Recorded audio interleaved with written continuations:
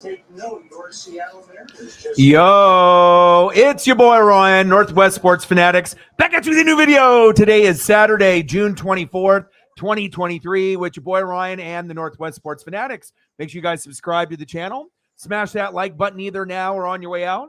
Donate to your boy if you can. Cash App, $ ORION NWSF, or the YouTube Super Chat right here. We got the Seattle Mariners versus the Baltimore Orioles. Live play-by-play and reactions. Game number 2. First pitch here in just a few minutes. I am ready to go. So we got obviously a new look to the channel, which I'm definitely excited about that, to be able to keep kind of switching things up. Should be a good matchup. I don't think it's going to be like it was yesterday, where we got extremely lucky in that matchup, winning by as much as we did. So we'll see kind of where things go, but I am excited. Let's go, baby. And we're going to probably end up doing a couple streams today. So we'll do this one, and then obviously I know a lot of people are going to be kind of out and about, and then we'll probably just do a freestyle stream for an hour to 3 hours, probably 2 hours, and we'll kind of play it by ear, and we'll do that one in the evening at that time. So Odin's son, my boy, $20 dono. I appreciate you. Obviously, sent that even before the stream even started this morning. Appreciate that. Bang, bang, bang. Boom, boom, boom. Bang, bang. $20 holla. That definitely gets us off to a good start on a, early morning or afternoon stream. Sarah in the building. What's good? And we definitely appreciate him very, very much. $20. Let's get to a hundo. Let's do it. Calvin is in the building. You know what? You would assume that the Orioles are going to bounce back. I mean, normally they don't lose like that at all, which was kind of surprising. And I think the big reason about it, to me, was the rain delay. Some of the fans decided to leave, early, in the middle, towards the end. It didn't really have energy, and then the Mariners started kind of rifling it on. And you got to think, if you got a 2-hour or 3-hour rain delay, sometimes teams get a little lackadaisical, and they kind of just, or they're going through the motions, but they're not focused. And the Mariners took advantage. I mean, hell, anytime you can get home runs, with guys like Colton Wong or Tom Murphy for our team, which these guys normally never hit home runs. When that happens, you probably have a pretty good chance, like that last game against the Yankees, where we actually, got blown out for 2 games, bounced back. The Orioles are one of the coolest teams in Major League Baseball. They really remind me of the Mariners from last year, or the Blue Jays, where you saw them and you felt something special. They may not be the Houston Astros and the Yankees of last year, or maybe the Rangers or the Tampa Bay Rays of this year. But if there's like that third team that's not the Astros or Yankees behind the Rays and the Rangers that could beat them, maybe overachieve, go to the playoffs, win a round, maybe not, but maybe they can win more than one. But they are a sleeper World Series contender. At least at this point. Obviously, we know the Rangers and Rays are the 2 best teams in the American League and arguably in baseball. And then the Atlanta Braves are the best team in the National League. So ultimately, if we don't have injuries, we should have a combination of 2 of those 3 teams, unless, some team gets hot. Astros, Yankees, someone like the Phillies in the National League. Yeah, last year. But, the Dodgers, they're not as good as normal. And the Diamondbacks with Corbin Carroll. So this is a kind of an exciting year. You're seeing teams like the Diamondbacks, the Pirates, the Orioles, the Rangers. It's nice to be able to see some fresh new blood, but I don't like the fact, where Mariners might have to be a sacrifice. I think we can get past the Angels, and I don't know. I'm not ruling out our season yet. We're 500. We got to finish strong. But a lot of times people do finish strong after the All-Star break. So I hope we win. And a big part of that is we got Bryce Miller pitching. And anytime you have Bryce Miller pitching, he's kind of like next man up. He might be the guy that's closest to Luis Castillo that we have. So when Luis is off or something happens to him, you got George Kirby and Bryce Miller to take over the load. So we really have 3 ones. We know Marco is injured, but he was playing very well for us. Robbie Ray out for the year. The only pitcher that we have concerns about is Logan Gilbert. And he was able to get not a whole lot of Ks, but a shitload of run support. So we were able to get it done. So I hope we win today. I mean, Bryce is pitching. If Bryce wasn't pitching, maybe I don't do this and I just wait till later, today to do a stream, but I'm already committed. So we'll see how it goes. Yeah, I mean, like I said, I just keep it real. I'm not biased, you know what I mean? Like, regardless of my teams or any team, I'm just looking at, we do have JP Crawford back in the lineup from him being hurt, so we'll see kind of how that goes. But hopefully things will go well for us. But yeah, I wouldn't be surprised. I would assume Baltimore should be favored, but Bryce has been pitching pretty good, and he is kind of our phenom. So if we can get, some early hits and runs within the first 5 innings, it'll give the Mariners a better chance. So.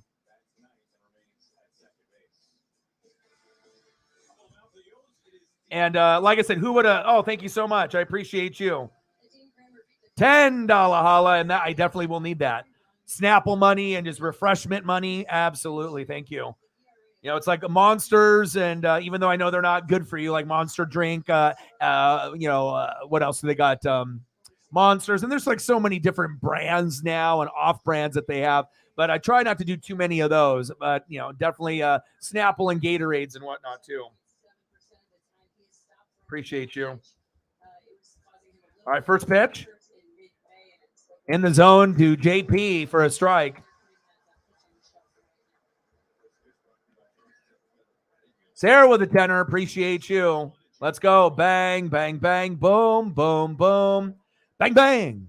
Let's go. Appreciate you. And I was thinking, I'm going to flip up, the color scheme, depending on the event and kind of how I feel. So we're always going to keep things fresh and new. And it's just nice to be able to have, things formatted the way that, I've always kind of wanted. Let's go, JP. I didn't even get a chance really to get into the starting lineups and whatnot, but obviously we are here. Just a lot more now to be able to click on and maneuver through, but pretty exciting. JP Crawford leading off right now. Batting second for the Mariners, center fielder Julio Rodriguez. And batting third this inning, first baseman Ty France. JP, little dribbler to second. One away. Let's go, baby.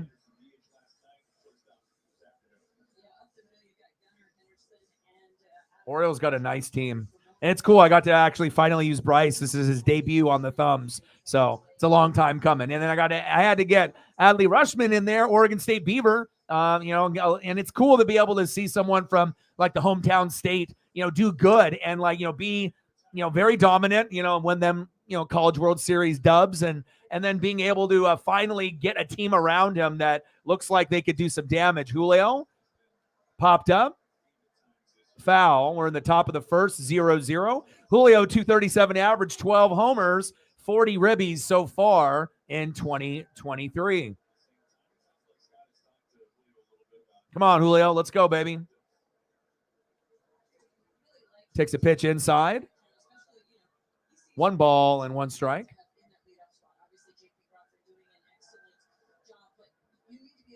Elliot's in the building. What's good? $30 in donos. Let's get to a hundo. And I appreciate you. Sarah with the tenor. Odin with the 20. Bang, bang, bang, boom, boom, boom. Bang, bang. We appreciate you. And it's just cool to be able to use like my creativity to finally get shit set up the way that I want. Come on, Julio. Pitches outside. And we're going to end up doing games. And then, like I said, freestyle streams, and freestyle streams are for the fans. So it's pretty much, whoever donates, or we get to a point where we're in kind of waiting for the next person too. We'll be just doing photos and talking about, whatever you guys want to go over. Sometimes things are a little bit light in the sport world, but it gives us an opportunity for me to be able to do the baseball games, wrestling streams, NASCAR tomorrow, and then freestyle streams, 4, 5, 6 times a week too. So. Elliot in the building. What's good, brother? There we go. I know, man. It's so up and down with your team and the Mariners too. Trust me. And especially when we were like, so good. And then now it's kind of like a harsh reality where these other teams are so much better, at least at this point. Julio struck out looking. And I'll give love. You got to give love where love needs to be given. Kramer. Dean Kramer. Let's go. Man, everything's really starting to kind of fall into place now. Needed to get the thumbs to be on a good level. we're done. It's game over now. Like thumbs are never, never will I have to pay for help, ever again unless I choose to. Ty France popped up. Damn, that was a first pitch. He just went after it. Got him. What an easy inning for the Orioles there. Come on, Ty. We needed to have something a little bit more smoother here than what happened. All right, we'll go to the bottom of the first. Let's go over the lineups here real quick since I didn't get a chance to do it. So leading off for the Mariners, shortstop J.P. Crawford. Batting second, center fielder Julio Rodriguez. Batting third, first baseman Ty France. Batting fourth and cleanup for Seattle, right fielder Teoscar Hernandez. Batting fifth, left fielder Jared Kelenic. Batting sixth, third baseman Eugenio Suarez. Batting seventh, big dumper catcher Cal Raleigh. Batting eighth, DHing for the Mariners tonight, Mike Ford. And batting ninth, second baseman Colton Wong. And on the mound is our phenom. Might even have more higher of a ceiling than George Kirby. Believe it or not, this could end up being our best pitcher at some point in the Mariners, history or career with Bryce Miller, George Kirby, Luis Castillo, Logan Gilbert. We're worried about you, but we got Brian Wu. This might be my favorite pitcher to watch in the entire Mariners lineup, which is kind of saying something. It's not like I don't like Luis Castillo. We know he's great, and he's our number one. But who do I get excited the most to see pitch? Maybe just because someone is new and, they came out firing first couple games. ERA was like 0.50, 0.30, and then got roughed up a little bit, came back to reality, and then found his way on what he really is, and he's a phenom. Let's go. Let's go, baby. We'll go over the Baltimore Orioles. Leading off for the Orioles, center fielder Cedric Mullins. Batting second, catcher from Oregon State, Adley Rushman. Batting third, DHing for Baltimore, Anthony Santander. Batting cleanup and batting fourth for the O's, first baseman Ryan O'Hearn. Batting fifth, left fielder Austin Hayes. Batting sixth, shortstop Gunnar Henderson. Batting seventh, right fielder, the former Yankee Aaron Hicks. Batting eighth, third baseman Ramon Urias. And batting ninth, the former Seattle Mariner, second baseman Adam Frazier. And on the mound, Dean Kramer. Shit, they need to put me on fucking Seattle TV to do lineups, because I'm telling you, the people on TV, you usually get that kind of vibe when you go to the stadium. But, if you're going to be reading off the names on TV or some type of broadcast, you got to give it that energy, for both teams. And obviously broadcast crew, sometimes they're a little bit mellow, and it depends on how old they are too. If they're grandma, grandpa, or they're a little bit younger and whatnot. But they usually do that kind of vibe at the stadiums. You got to be able to give that energy and that passion, baby. Let's go. Come on, Bryce. Let's go. Let me know what you want to do for photos, and I got you. Well, I'm not sure if I would say that they're great this year. They're great during this win streak. And when they ended up bringing up the phenom, and he ended up hitting up for the cycle yesterday. So I already saw that, they were okay. And then they got really, really hot. Now they have this big win streak. And then they also brought up a phenom. So everything kind of coincides together. And it just sucks for your Cardinals because, a lot of people thought you would end up winning the division. Padres would be up there. Mariners would be up there. We did not know that all of our teams would either be Bootios or 500. And there is still time to improve, but, it is what it is. Some Jordan Walker, I got you. Yeah, Blake Snell.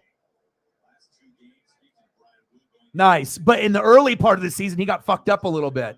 I've been watching Padre games for you as well. Daniel in the building, what's good? So what do you feel, Elliot? Do you like how everything is being formatted and whatnot? It feels like kind of everything is coming together. Now we got the scoreboard. Obviously I want to be able to use my Johnny scoreboard, but at least we got scoreboard. We got plenty of stats. All the information will be there. And then at any time, if your boy wants to be able to do it how we used to do it, boom, we go here, right, on a fly, right? We're right here. Then boom, you want some stats, you want the scoreboard, boom. Hey, you want it to be looking a little twitchy, you want to be a little more video game stream, then we go this route too. So just to be able to have the flexibility. Yeah, baby. Bryce Miller with a K. Got him. And it's just being able to give different types of looks, on the different camera angles. Like when you watch your favorite show, or when you're watching different things, on TV, they have the left camera angle, the right camera angle, zooming in. You got to be able to give the audience a little bit of everything. And I'm doing a lot of reading and other things that I have kind of prepped, for the channel as well, with some extra graphics and things. So should be pretty cool. But I really am liking the way that things are kind of playing out. Bottom of the first, 0-0, 2 outs. Santander in the box. And Bryce Miller on the mound. Let's go, baby. See what Anthony can do.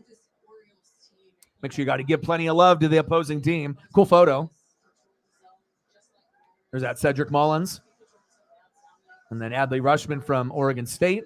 It's like the pride of Oregon State. It's like the pride of Oregon for us. He potentially he has a chance to be one of the best baseball players, like a Hall of Fame type of player, and playing from Oregon State. But again, Oregon State, if you guys remember, just from a couple years ago, it's like they were the best team in college baseball for I don't know how many years. They had a run of about 5 years where they were like a top 5 team. They kind of go through waves and whatnot, but lots of pros coming through. But it looks like Rushman might end up potentially being the best one out of them all. Nico in the building. What's good?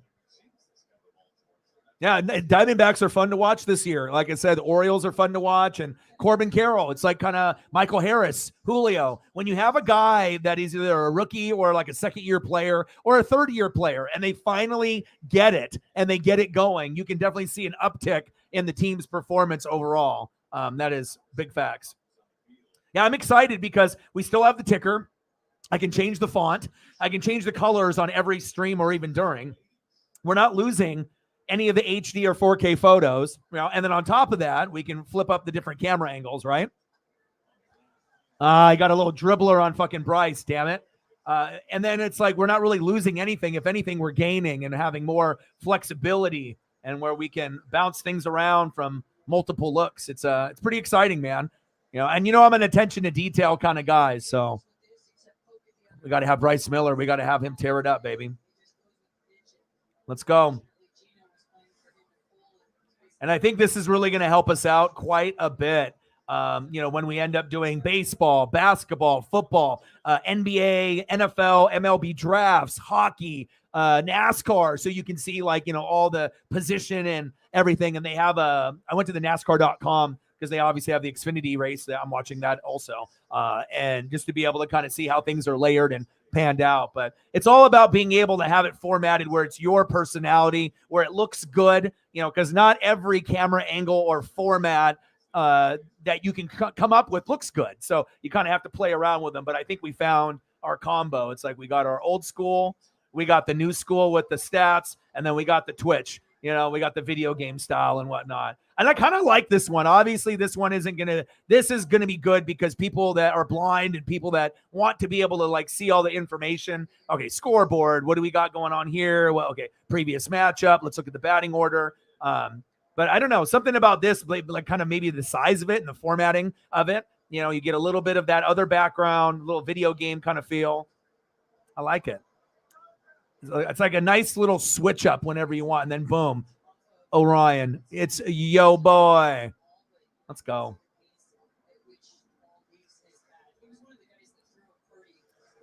Snell 0-6. Good. That's awesome. I'm happy for you, man. You got all the haircuts. Good to hear. Bottom of the first, 0-0, 1-1 count.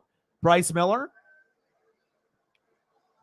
It's crazy. They have Angie Mentink, who's been a long time Mariner, kind of interviewer. Not really necessarily interviewer, but she's usually the one, behind the desk, and they do like pregame, postgame. But they decided to throw her into the booth. Hella nervous, and I don't think she was really shitty, but it was just like you could tell, to be like in a studio, then actually calling the game is a completely different thing. You're not the lead. You're the color person. So you don't have to worry about doing play-by-play because play-by-play is the hardest, out of anything. You have to be really knowledgeable and know what you're doing. But she's really settling in. And like I said, it's good to be able to see that some of the females and people of color, regardless, black, Asian, Mexican, whatever. It's just nice to be able to see that they are starting to branch out. But let's also keep it real too. Not every person that ends up doing commentary, regardless if you're a man or a woman, are going to be good. There's a lot of people that are ass that are out there, and that's facts. And look at just the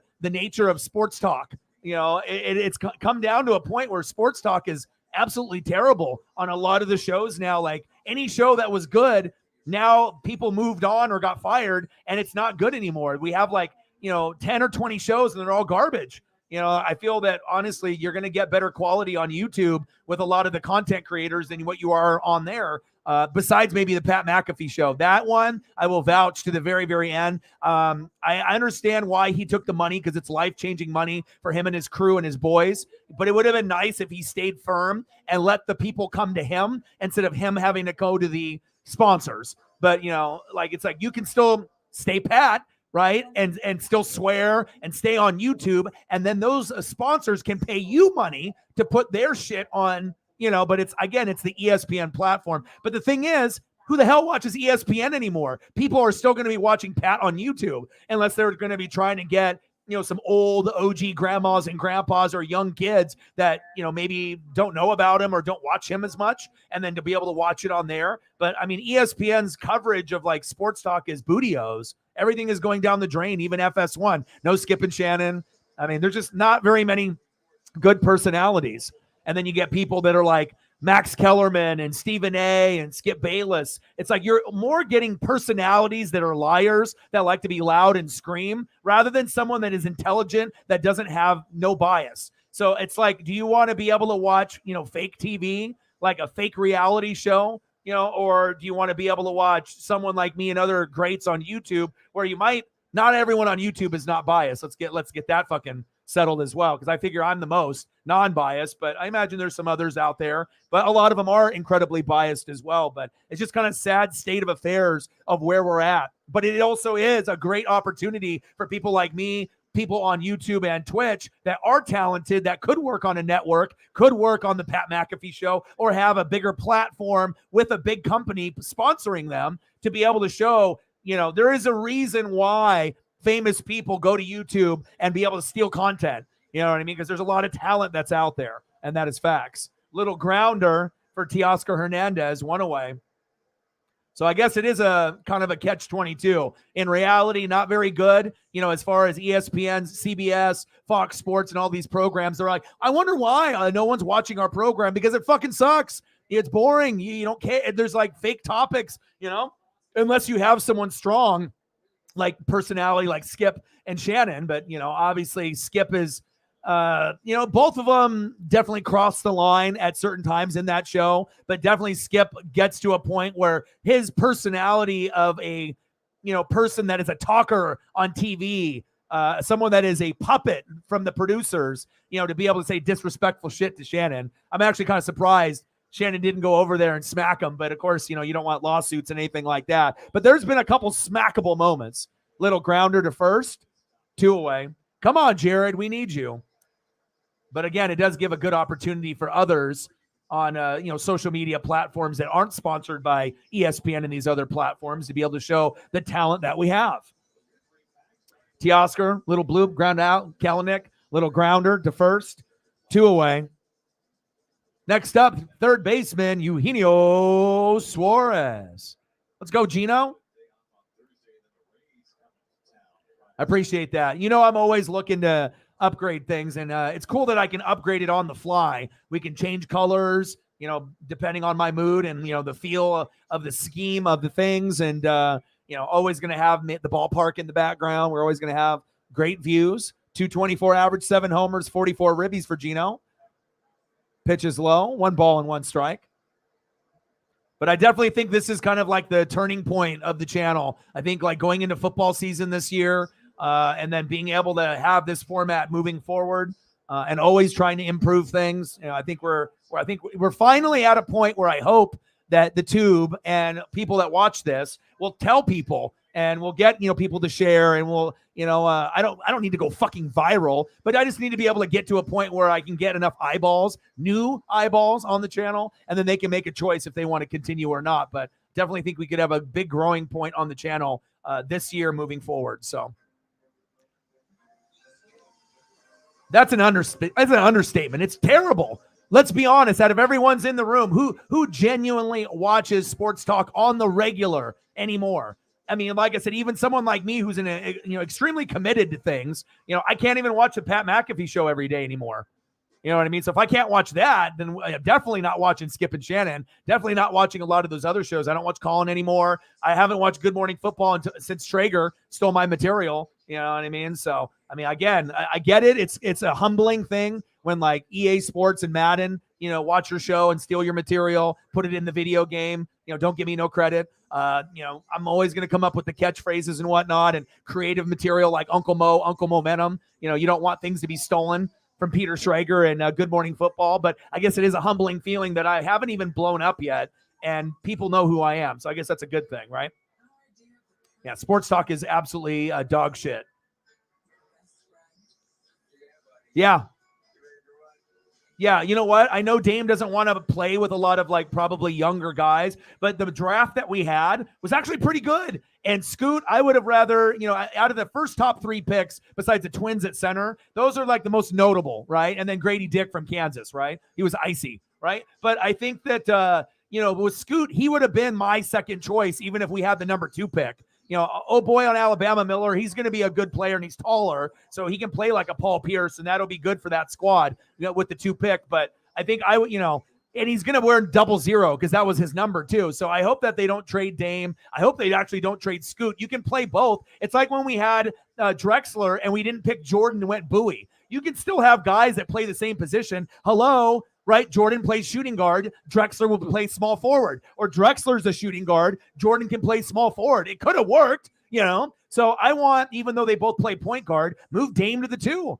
He can be off the ball. He'll score more. And then Scoot can be our 1, right? I mean, I don't think it's that crazy to think. And hopefully we can get like a Pascal Siakam, Draymond Green. But it sounds like Jordan Poole left. And so it was kind of like LeBron with Kuzma. He's like, get the fuck out of here. And then they were like, yeah, get out of here. And they like, Kuzma was more about the fashion and Jordan Poole's more about the girls. And when you get superstars like LeBron and Curry and they give you that side eye, you'd be like, this motherfucker. You already know that those guys are out. So we'll see where it goes. But I like Scoot a lot. I think actually he has a chance to be a star. The first 3 picks, Wembanyama, we already know what that's going to be, unless he gets hurt, right? And then Scoot and Miller look like they can be pretty solid as well. I'm not sure about those Twins, though. That seems a little hit or miss, more like role players. I don't know about superstars out of those guys. So, yeah.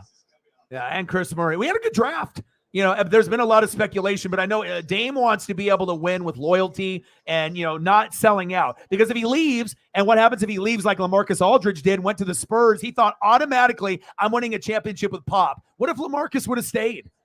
Things could have been different for us maybe, So just because you leave doesn't mean you're going to win a ring.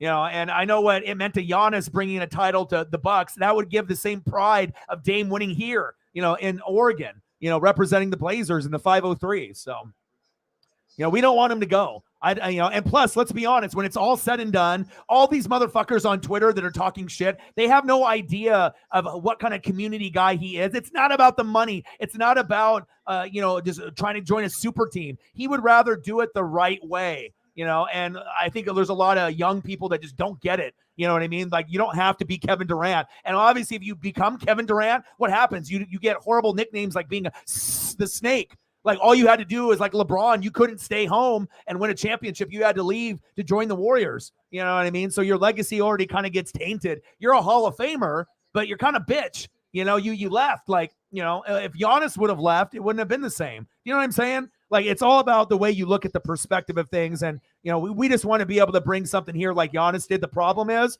Dame's not the best point guard in the world. Like, you know what I mean? It's like Giannis has got that height and that body, so nice K by Miller. So we'll see where it goes. We're in the bottom of the second inning. Yeah, but I am actually a little excited about that.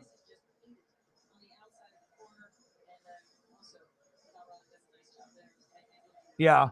And if he is as good as KD or Hakeem, it's not a disappointment. That's just for clicks because he's a fucking idiot. You know what I mean? Anything that you get on the all-star level would be great. You just don't want someone to get injured. A little pop up to Julio.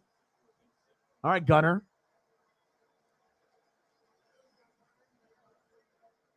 Yeah. Well, a lot of these guys on TV are fucking terrible. I mean, could you imagine if I was able to go on there against any of the high-profile people? Oh, man, we'd be going on a fucking verbal battle.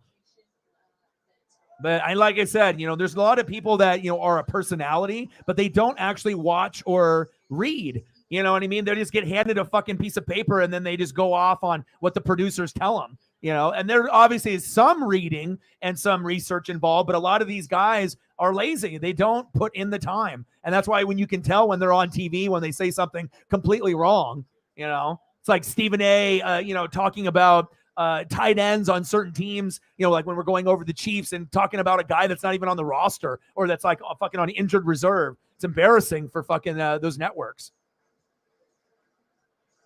Shadow in the building. Shadow X.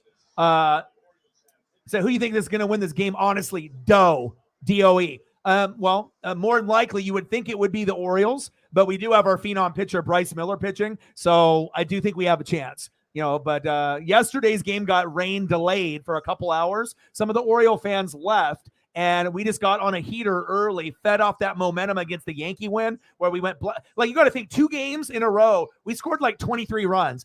Do you know how long it takes the Mariners to score 23 runs? Normally, like 8 games to get that many runs, and we got it in 2. So, normally on the money line, I would assume the Orioles will be favored, but the fact that we do have Bryce Miller, I think, does give us a good chance to be able to win.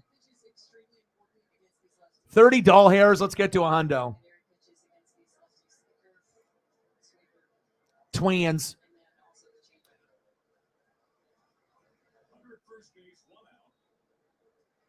Yeah, and that's why, you know what I mean? But the thing is, if you look at that draft, after the first 3 names, most people in America have no idea who the rest of those people were unless you watch college basketball in the regular. You know what I mean? That was one of the shittiest drafts, I feel, overall. Like, as far as a snooze fest, will there be, like, lower name guys that pan out? Yeah, you know what I mean? But overall, it didn't give you, like that splash factor like in the 80s and 90s where the first 13 picks were all, like, notable in the lottery. I haven't seen that in the NBA draft in a long fucking time, so. Yeah. And you know why JJ Redick, and you know why you listen to him? Because not only is he smart, he's not biased. He speaks the truth, and he doesn't, if he has to call you out on something, like I feel like I'm the same way too. It's like you get people that have these takes and you got these people that are super passionate and they're incredibly biased as fans, but they don't even realize it sometimes. Like people don't realize what kind of biasness that they have. Like they just feel that they're passionate, hardcore fans for their favorite players and teams. But sometimes you lose touch with reality and love your team and players too much where you think a guy is better than he is, like compared to the rest of the league, because all you do is watch your team. Not you specifically, Elliot, but you know what I mean. So it's never necessarily about being one person right and another person being wrong. But sometimes people got to be put in their place. You know what I mean? So that way you're not giving misinformation. Or if I don't call you out on it, you're going to be spreading that shit other places and you're going to get absolutely obliterated. So, I'm trying to look out for people too. That's facts.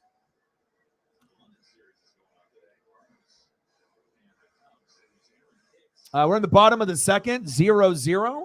Runner at first.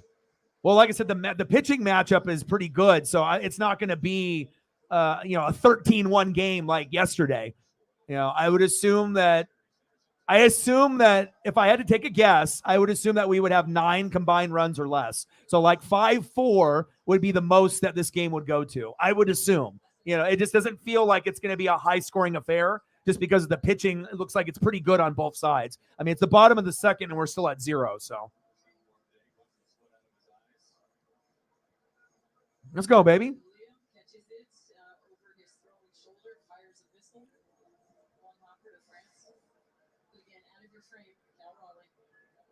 Come on, Bryce.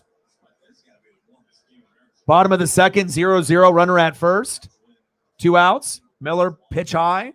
1 ball and no strikes. Got to be able to sprinkle in a little bit of a name and a face. Because like a lot of people that don't watch the Mariners on a regular basis, I mean, I pretty much am the main person that covers the Mariners on a regular basis, I feel, on YouTube. There's a few others that occasionally do it. But we got some phenom players, we just need to be able to put it together. We got guys that have electric stuff. Luis Castillo, electric, right? George Kirby, electric. Bryce Miller, electric. Brian Wu, electric.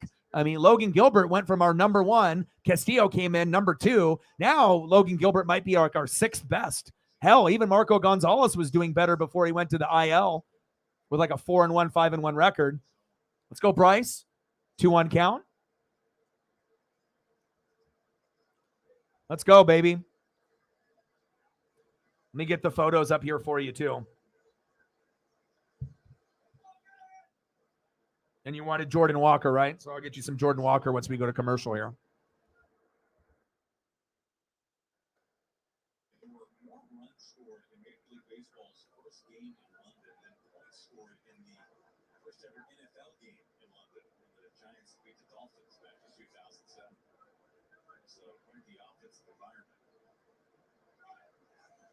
Oh, almost hit him in the face. Throw to second. Safe.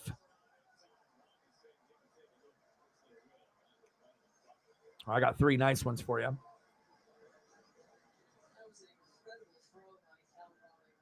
Yeah, Cal's throw was awesome, considering it almost hit him in the face.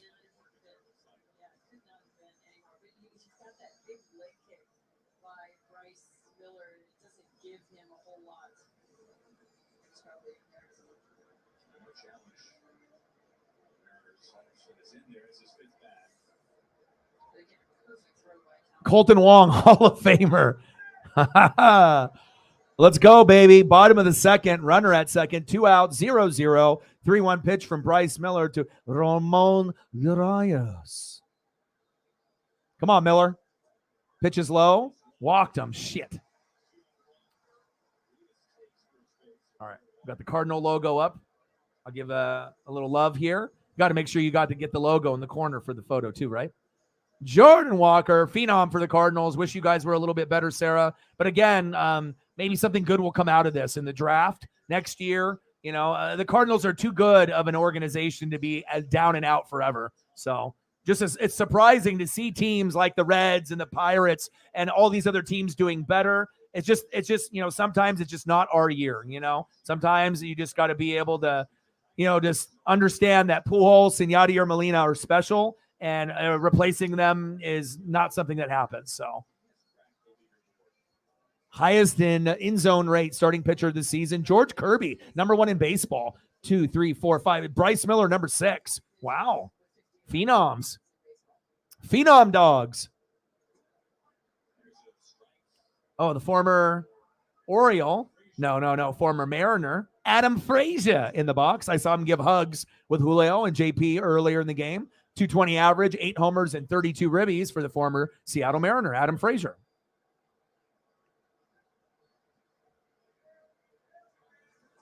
Big swing and a miss, 0-2 count. Come on, Bryce.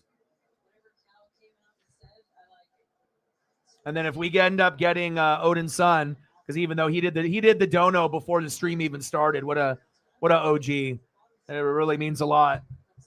But we'll get him some photos as well. Come on, Bryce.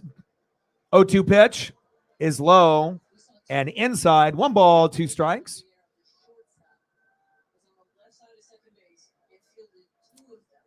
Kramer, 1K. Bryce Miller already has 3. And that's kind of the difference. You know, Luis Castillo can get 10 to 12. George Kirby can get to 10, right? Bryce Miller can get to 10, all right? Brian Wu can get to 10. Marco can get to 10, but like the only one now that can't, damn it. Oh, no. Shit. Oh, at least we got him here. Get him. Run him down. Get him at home. Yes. Good defense. There we go. Holy shit. If we weren't paying attention there, that would have been 2-0 Orioles. Good base running by the O's up until that point. Damn it. 1-0 Orioles. Son of a bitch.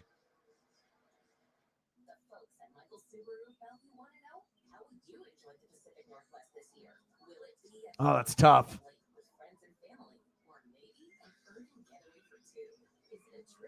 All right, but I'll still throw up a few photos here.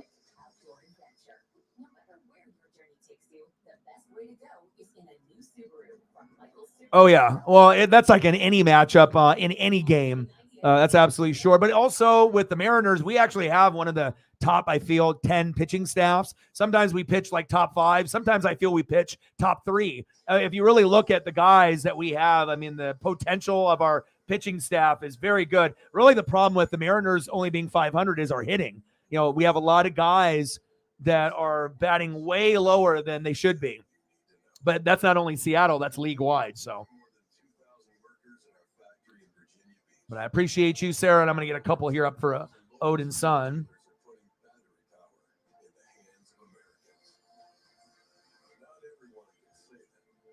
He's not even in the stream, but still, I want to make sure we show proper love. Obviously, he's a big horror fan, Chief fan, Notre Dame fan.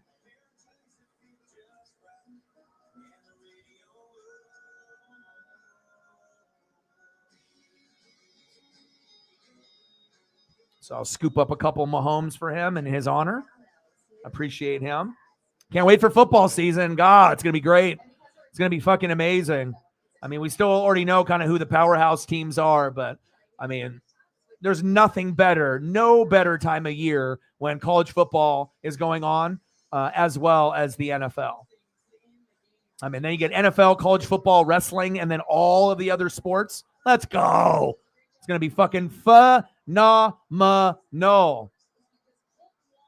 Chiefs. Odin, my boy, I appreciate you.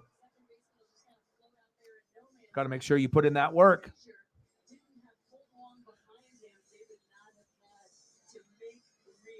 All right, come on, Cal. Next up for the Mariners, big dumper, Cal Raleigh. Come on, baby. Top of the third, Orioles 1, Mariners 0. Kramer 20 pitches in, 226 average for the big dumper this year, 10 homers and 31 ribbies for Cal Raleigh. Probably my second favorite Mariner on the team, believe it or not. Julio's 1, but I mean, Bryce Miller's up there for me too. It's very tough for me to be able to kind of go in order, but I'd probably say, Bryce and George are up there for me. I like guys that are guys. There's nothing against like Luis Castillo, coming from the Reds, but it's like it always means more when you draft someone or someone comes up in your own farm system and then they do well. It just, I don't know, maybe I'm that way and, maybe you guys are the same way too, but it's like when you get a free agent, it's like, are you going to buy the jersey or would you rather draft a guy and buy a jersey of that guy? And that's me. Popped up, 1 away. Damn it, Cal.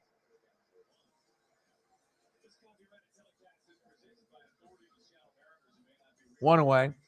Next up for the Mariners, DHing for Seattle, Mike Ford. And it only took us 60 games to figure out our DH. That's another reason why we're fucking 500 right now, too. You had all these different AJ Pollock, Taylor Trammell, Colton Wong, Dylan Moore. It's like you're Sam Haggerty. It's like, we need a beefy guy like this. Back. Gone!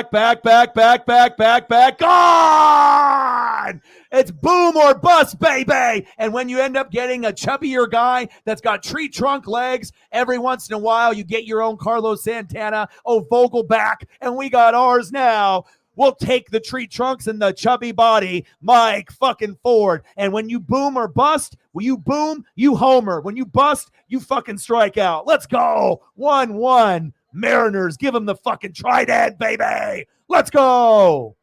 Fuck yeah. That's a good feeling.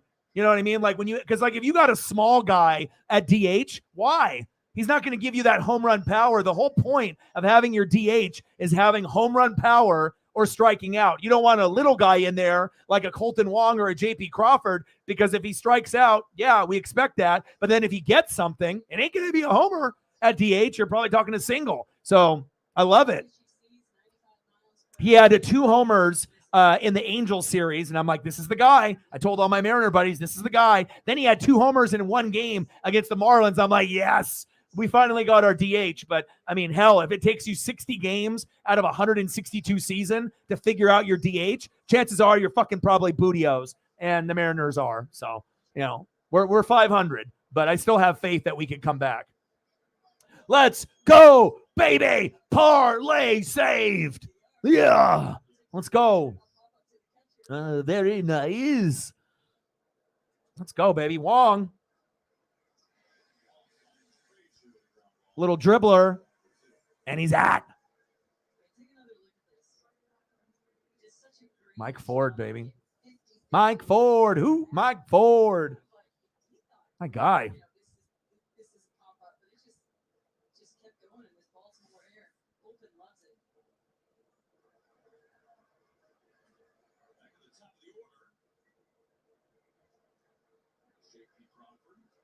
Next up is J.P. Crawford.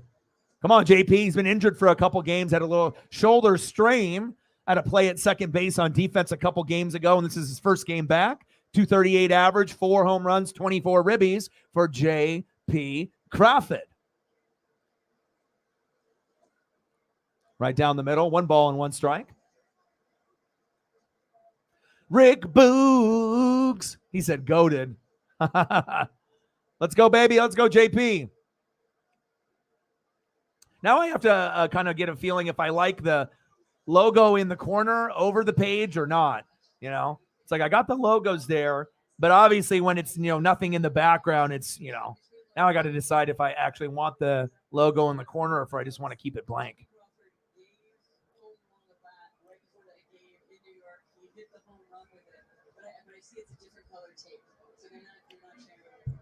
What do you guys think? You guys think it looks better with the logo in the corner if I'm just, going through it with whatever team, or do you think it looks better without anything there in the corner? I guess it doesn't really matter. I mean, I'm always going to be, flipping things around and clicking a fucking billion buttons on every stream. So it definitely takes my producing skills to a whole nother level now, because now I have all these other fucking things to go through. It's like maneuvering and, making things adjusted at, the proper time, but it's awesome. I mean, I've been wanting something, that had my personality to figure it out. So I think it kind of makes it cool, right? Like, I like to be able to get your guys' input, but I mean, it's obviously going to be in the corner like it always is there. So yeah, I like it.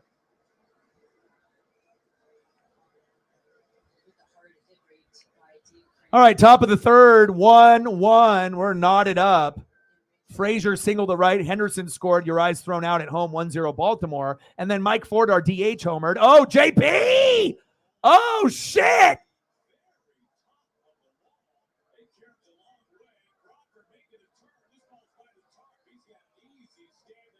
Stand-up triple? Seriously, he did miss that home run. I thought they might have called it close to a home run there. He got a stand-up triple.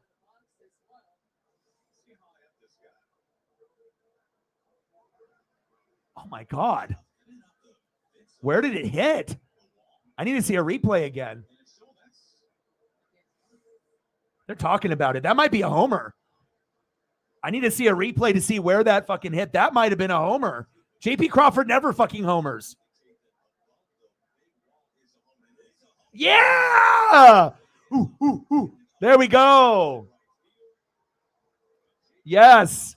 J.P. Crawford. I was going to say, it looked like it bounced off the gear up off the top. It looked like a homer. And yeah, it was. It hits the fence up there, like right at the guy's knees, but it's above where the home run line was. And he has to try it now. Yeah, baby. 2-1 Mariners. Let's go, motherfucker. I mean, you're never going to get home runs typically with the Mariners at all. Mike fucking Ford, he started it off. I fucking like that. Let's go. And now J.P. Crawford too. Let's fucking go, baby. Let's go, Mike. He's like, it's back, gone. JP. Next up, Julio Rodriguez. Let's go, J-Rod. J-Rod. Yeah. There we go. Nice single for J-Rod, my boy. You already know it's all about that. Julio, my boy. Julio Rodriguez. Ballin'. Let's go, baby. Keep being electric, baby. Let's go. That's what I'm talking about. Now they're having a meeting on the mound. Let's go. Let's go, baby.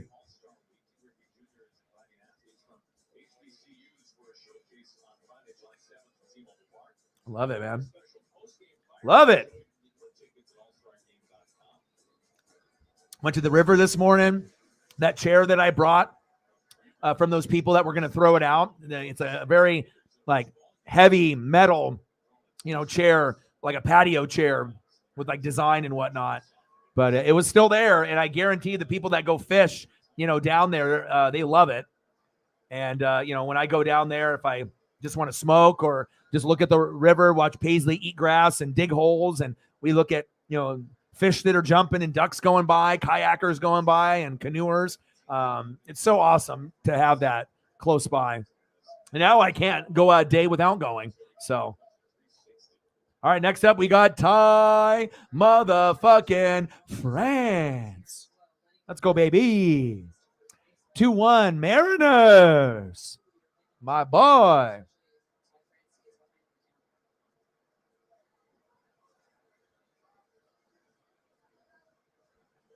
You got your new one? Which new one are we talking about? Which one is the new? Are we talking like a sport shirt, the Richardson shirt, or are we talking about like a wrestling shirt? She's like, I can't wear the Cardinals gear because they suck.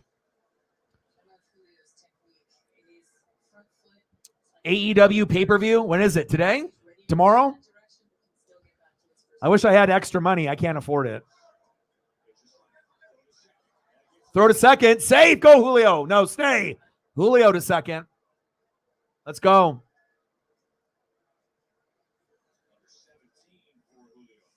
17 stolen bag for J-Rod. It's my fucking boy.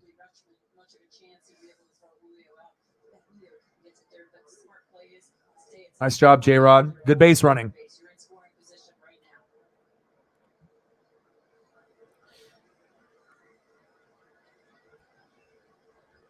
Dressy casual. You got the dressy casual. Well, it's like 95, 96 degrees out there. Hope you're staying cool. All right, come on, baby. Come on, Ty.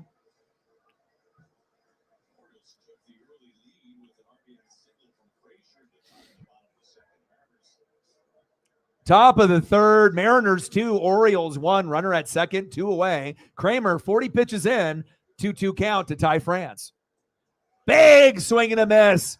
Had him chase, got him. All right, I got to give him some love. All right, Kramer. Cosmo. I see you. Dean, I'll give you some love. I'm not a hater.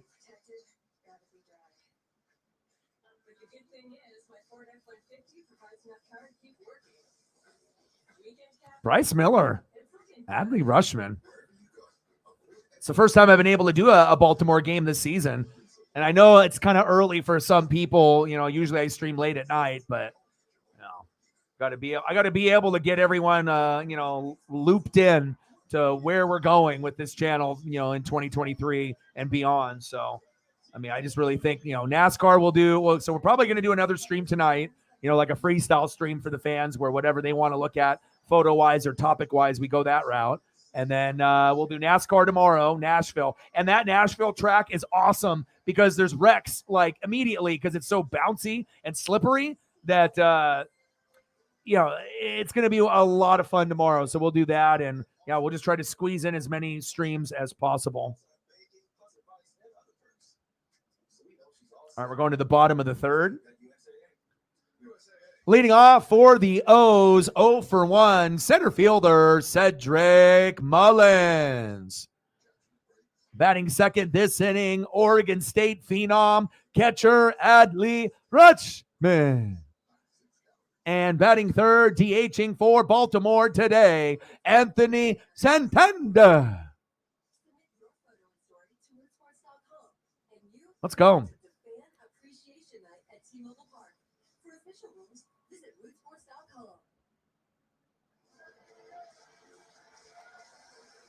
If there's any other photos that I'm slacking on from anybody, let me know.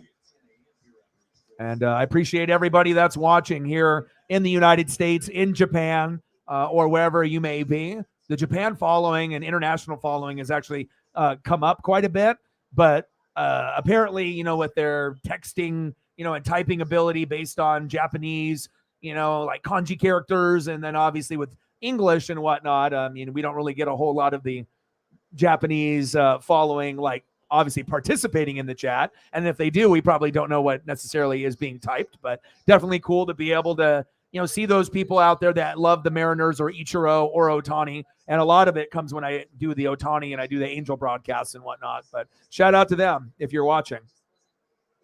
Bottom of the third, Mariners 2, Orioles 1. We got a new look. Things are swaggy, swaggier than ever. I mean, you got HD photos, you got 4K, you got the whole deal. It's awesome. Let's go. Having that flexibility. 3-1 pitch from Bryce. Come on, Miller. Let's go. Ooh, Texas Roadhouse. Pitch is high, and he walked him. Come on, Bryce. Come on, baby. Come on, Bryce. Be electric, baby. Let's go. You know you are.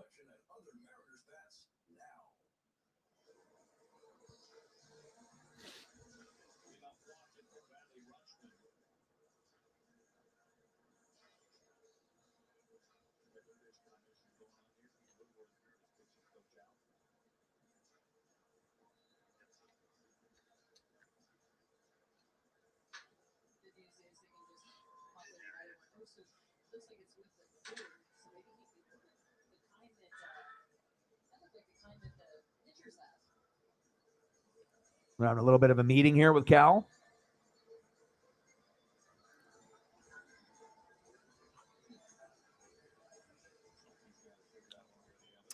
All right, bottom of the third, Mariners 2, Orioles 1. Runner at first. In the box, Oregon State phenom, Adley Rutschman. Batting .268, 10 homers, 32 ribbies in 2023. I'll give him some love. He's from here in the Northwest. And I put him on the thumb. I was like, who can I put on the thumb for the first time for Baltimore? And it's a no-brainer. Bryce and Adley, let's do it. Came out really good, too. Nice and bright and colorful. Let's go, baby.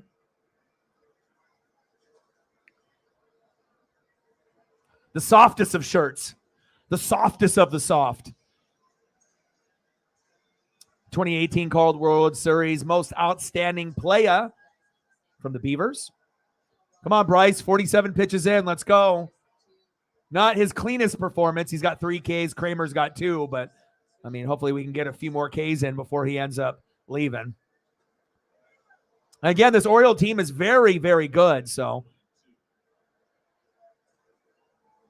wow, like I just got the Rutschman foul ball. He was a happy man. Hands pumping, fist pumping. Shit, I'd be fist pumping too. If I ended up getting that'd be like getting kind of like a Julio ball. There's a lot of guys on the team that and their averages for their team, 262s, 268, 263, 326, 321. Another 262. A couple guys in the 240s. But I wish the Mariners were like that. We don't even have not even one guy over 300. The highest batting average for the Mariners right now, I believe, is France at 279. That is not good.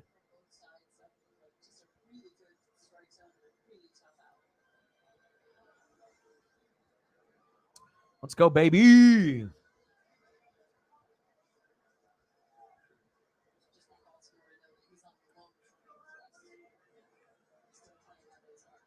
Let's go, Bryce. I think George was my favorite before Bryce came up. I just bringing the pitchers up through our system. But Bryce is more electric than George. George, has it at times, but Bryce is just like a flamethrower. It's just a different breed of pitcher. And I think that's why I like him. He's got that swagger, and he's got good stuff. What the hell is wrong with us, Elliot? How the hell do we not have people after the success that both of our teams have had? What the hell, man? I mean, obviously the Cardinals would be up there too if the pitching was, a little bit better. They would probably be where we are. Instead of being like in last place, they'd be probably 500. If they just could get the pitching to be like kind of how our pitching is or yours. When it's going halfway decent, but it's just about putting the pitching and the hitting, at a nice, combo level, but it never works out that way. It's either pitching's good, hitting sucks, hitting's good, pitching sucks, or hitting and pitching is good, but then the starter goes out and the relievers blow the fucking game open. And then, you were up 4-0 and then you lose 5-4. Thanks a lot, others, role players, mid relievers, closers who suck ass, or you just have starting pitching that is just booty, and that's kind of been something that I think we've all been dealing with too, right? So Tatis has been fucking nice, though, ever since coming off the suspension, bro. All right, double play. Got him. Nice double play. Sit down. Yeah, baby. I like that. You have 5 guys under 200. Jesus Christ, dude. All right, so J.P. Crawford, 242. Julio, 239. Ty France, 279. Teoscar, 259. Kelenic, 253. And he held it down for us. He was the MVP of the first 50 games. Then he had a little bit of a downward spiral, but he's getting it back up. Suarez, 223. Raleigh, 225. Ford, 171. Wong, 168. But Ford has limited at bat, so I don't count that. He's been doing excellent. He's done more in like 15 games than the rest of the DHs have done up to this point combined. So we're good. And then Wong is, Hall of Famer. We already know that. Wong was the Wong guy, but, we got fleeced, maybe with Robbie Ray and Colton Wong, but at least we got Jose Caballero to replace Wong. But at least Wong is starting to step up. He hit his first homer a couple games ago of the season. So that's better than not hitting a homer and striking out, 4 times every game or, grounding out or popping up. And I already knew that his season was fucked when Teoscar went 0 for 17. And I was like, what the fuck is going on here? And then he finally, started slow, but got going. And he's been very hot for us, him and Julio. But Wong didn't get his first hit until the 44th at bat. I was like, oh, hell, holy hell. It's like your shit is at 0.20, 0.30, 0.50. And then he's been able to get it over a fucking 100. But I mean, at least Wong at times can play defense. Because I was going to say, if he can't play defense either, why the hell do we have him? So sometimes you got to have guys that are specialists. But Wong was terrible. But in the game that I went to Seattle a couple weeks back when I got to see a 2-game set, ironically, I sat next to a girl that was a Colton Wong fan, right? And she was a Brewer fan and a Colton Wong and whatnot. And she was with these other 2 dudes. And I was like, I talked to her. I leaned in and I said, you never know. Colton Wong might end up having a great game. And then it was ESP. It was weird. And then that game was the best game of his Mariner career. He went 3 for 4. So it's just kind of weird how the universe listens and whatnot. But you never would think someone like Colton Wong would go 3 for 4. Santander popped up. Back. Gone. Damn it, Bryce. Fuck. Got to give the O's their love. Son of a bitch. DHing Anthony Santander. 2-2. We're knotted up. This is a good game. And like I said, I thought initially that this would go maybe 5-4 at the most. But, I mean, we're at 2-2 now. So, but definitely it wasn't going to be 13-1 like it was. Damn it. When you start seeing those fireworks in the graphic, it's not a good sign unless it's your team.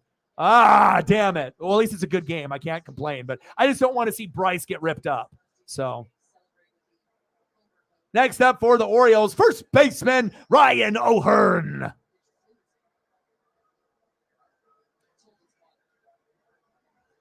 And I like being able to show the love for the greatness on the other side. It's nice because that gives me more knowledge and more information, as I'm doing these games, because it forces me to learn everything about every player, name pronunciation, the stats, and then, just keeping that into the memory bank, as we move along in the season. So, God damn, that's tough. That's fucking tough, bro. Big swing and a miss with O'Hearn. 1-2 count for Bryce. Yeah, at least you got one guy close. Sanchez. Rick Sanchez. But he's bad. Yeah. So what that means, it's either strikeouts, big swings and strikeouts, right? Or pop-ups or a home run. So sometimes that's what you get out of DHs or guys that are like that. Bottom of the third, we're tied up at 2. Hell of a game. 2-2 pitch from Bryce Miller.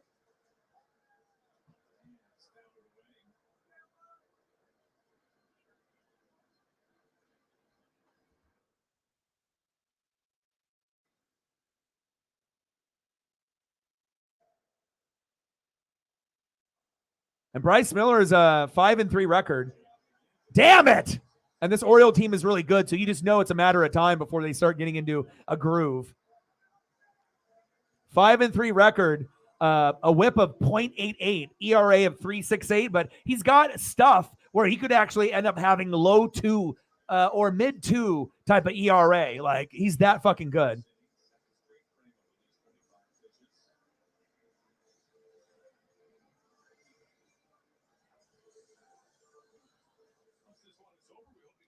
They're taking him out. Damn it. I think.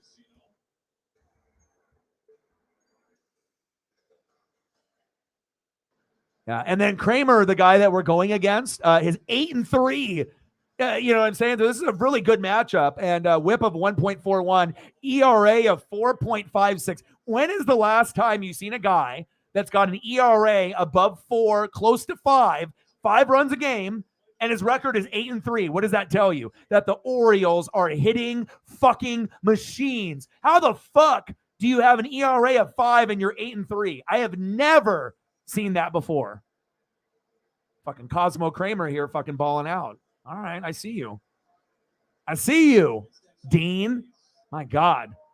That's when you know a team is good. When they got guys that fucking have ERAs almost 5 and they have records of 8-3. Fucking ridiculous. I'm a little jealous. But, you know, so these things need to be pointed out. Not a lot of people know these things unless you pay attention. All right, bottom of the third. We're knotted up at 2. Come on, Bryce, get out of this. Runner at first, 2 away. 1-0 pitch for Bryce. Popped up. Cal turns around, and it goes out of play.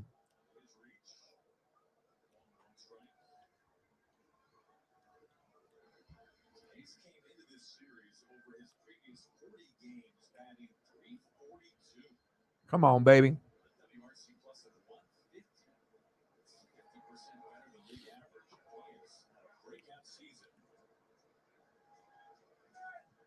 One pitch. Pitch is low. 2 balls, 1 strike. Come on, baby. Let's go. Come on, Bryce. Let's not fuck around, baby. 2-1 pitch. Oh, he fucking clobbered that. Popped up. Got him. Let's go. Let's go, baby. That's what I'm talking about. Let's go. End of the third inning. We're knotted up at 2.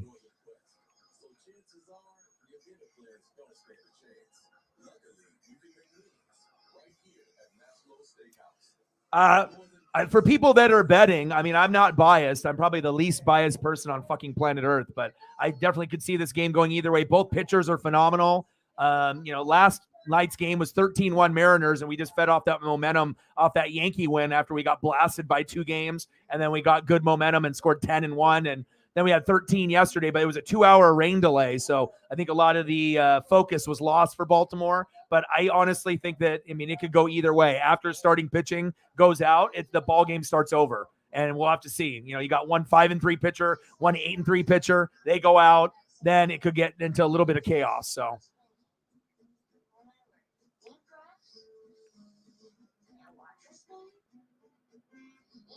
Let's go, baby. All right, leading off for the Mariners in the top of the 4th. 0-for-1, right fielder, Teoscar Hernandez. And he's been our MVP for the last probably 15 games with Julio Rodriguez. About time, damn it. All right, let's keep it moving. Batting second, 0 for 1, left fielder, Jared Kelenic. And he has been our X factor for the first 50 games and our MVP up to this point. Had a little bit of a cool down in the last 10 games, but starting to get back into the rhythm. And batting third baseman, Eugenio Suarez. Let's go, Gino. My boy. Let's go. Let's get it.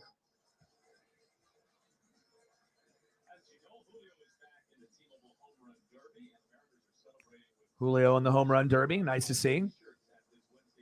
Well, he didn't make it really in because he didn't deserve to be in. You know, I know sometimes people love to be able to like do it based off reputation of an all-star player, you know, but you got to be able to give those guys that deserve it, even if they're lower name guys, if they're balling out, get them in the all-star game. Fuck the popularity contest. If the guy doesn't deserve it, he doesn't fucking deserve it. And I'm a Julio guy. You know, if they would have just put him in, you know, they're like, oh, look at Julio, or they manufactured like fake votes. That'd be bullshit. I mean, he just doesn't deserve it.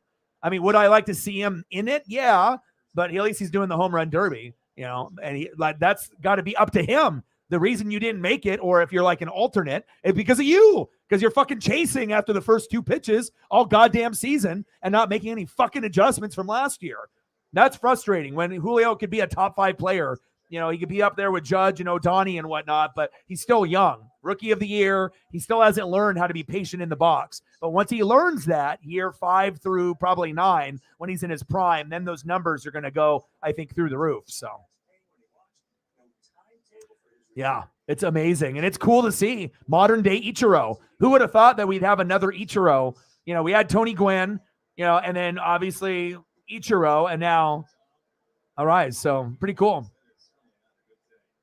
We ended up getting his batting average from 402 to 382, and he went like 0 for 12 until the last game that we played.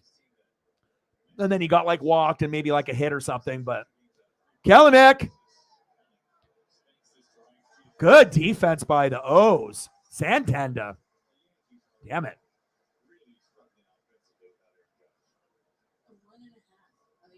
Jared Kelenic flied out to right, 1 away. Next up, third baseman, Eugenio Suarez. Top of the 4th, 2-2 with 2 outs. Let's fucking go, Gino. Let's go, baby.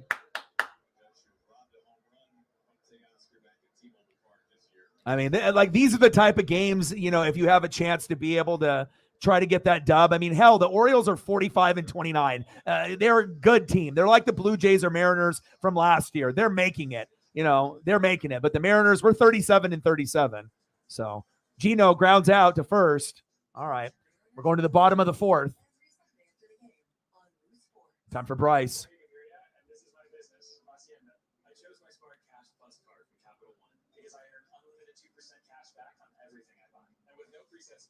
Let's go, baby.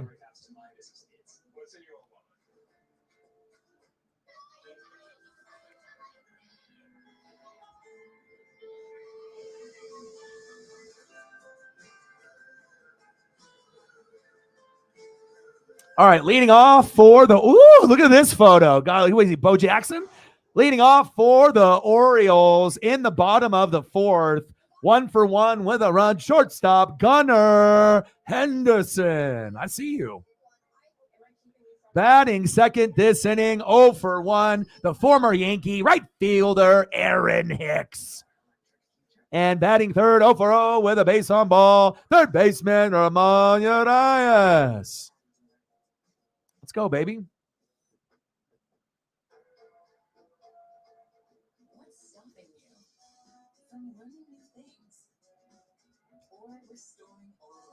Yeah, it's cool to be able to see, you know, obviously a lot of teams don't have a 300 hitter, which is maddening if you're a true baseball fan. But like I tell people, if you are doing shitty at this point of the season, or if you're at 500 or close to, most teams do better after the break when the weather gets warmer. You know, the ball travels a little farther. You know, people are a little bit, you know, in shape, you know, and they feel like the rhythm, you know, getting used to the bigger bags and no shifting and violations from the pitchers and the hitters, you know, kind of finding, you know, yourself at this point. You would think that they would be able to catch on earlier, but again, remember, baseball is the hardest sport in the world. I mean, to be good at.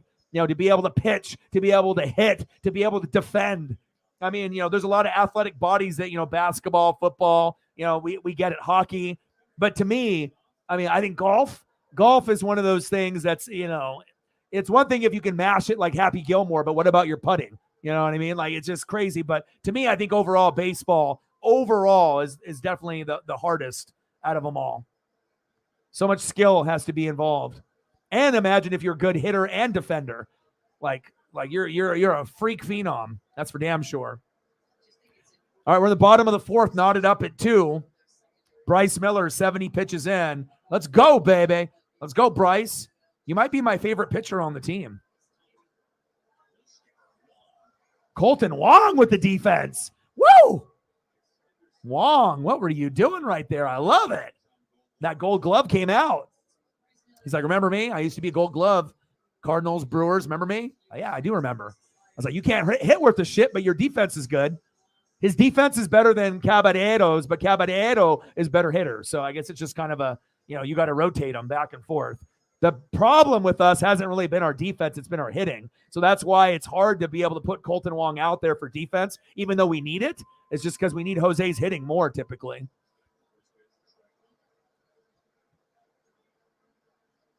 Aaron Hicks in the box. Let's go, Bryce. Let's go, baby. Let's get it. Pitch is high. Did he go with the check swing? No, he did not. 1-1 count. 242 average, 4 homers, 15 ribbies for Aaron Hicks. Pitched right down the middle. 1-2 count. Takes a hell of a lot more effort when I have to do everything on the Mariners side and the visiting team side. But I feel, if you're a producer, and you're trying to be able to manage it, you can't just do one team or just your guys. You got to do both.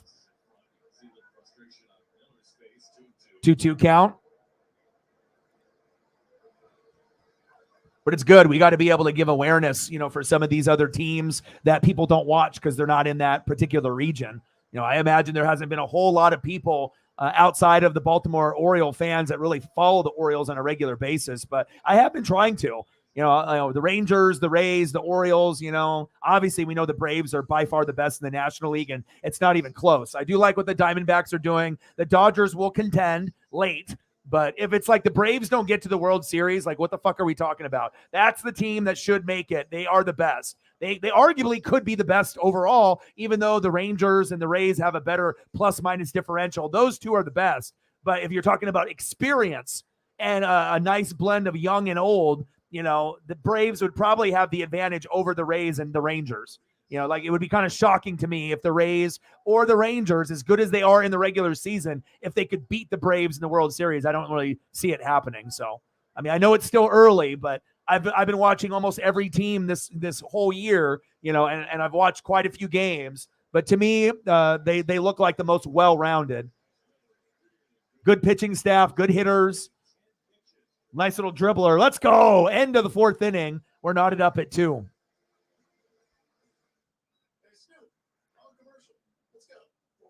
Snoop Dogg.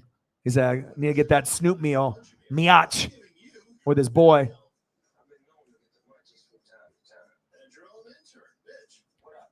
What up, Miach?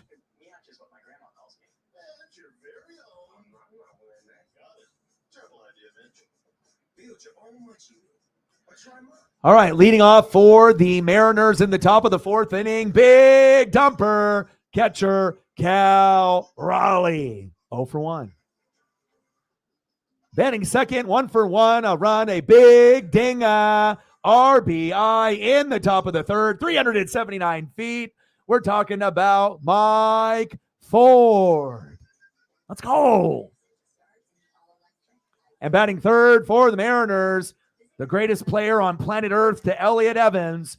0 for 1, second baseman, Gold Glove, past winner, Colton Wong. Just wish his batting average was close to fucking 200, but you never know. Maybe something will happen. Let's fucking go. Let's go, baby.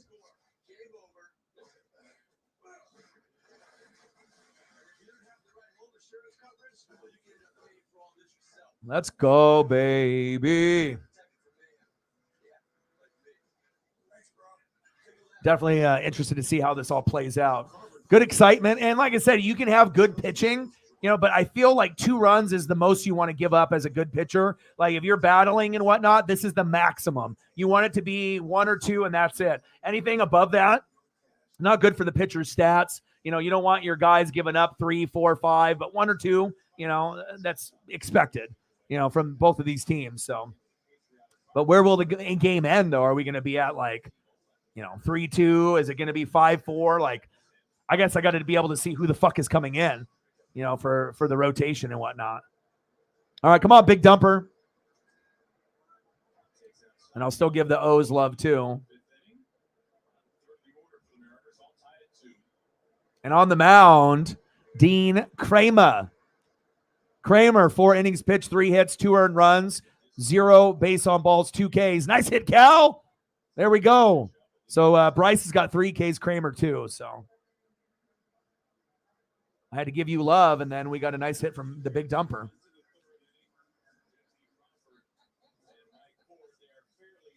Nice job, Cal. That's my boy.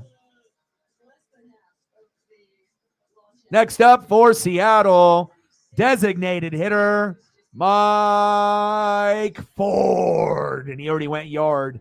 2 home runs versus the Angels in that series. 2 home runs in 1 single game against the Marlins. 5 homers total in limited action. He's got a 171 average because he's boom or bust. He either fucking strikes out or he goes yard. And his production with the homers has been better than any of our combined people at DH. Haggerty, Dylan Moore, even though he just came back recently, AJ Pollock, Taylor Trammell, Colton Wall, anybody that they put in there. So it's just nice that we finally figured out who our fucking DH is, but just would have been nice if it didn't take us 60 fucking games to find out. If we had Mike Ford on point at the beginning of the year, we'd be at least 5 games above 500. Oh, no throw to first. Force out at second. Highest launch angles, Mariners all time today. Mike Ford, 46 degrees. Seager Cruz had 45. Martin Seager, 44. Julio and Cal, 43. And if you have that type of angle, that's pretty much you're like swinging up at the sky like a golf swing. But I'll fucking take it. I mean, if he's got the power to, hit it up like that with crazy angles, we're all about that life. Next at bat, Colton Wong.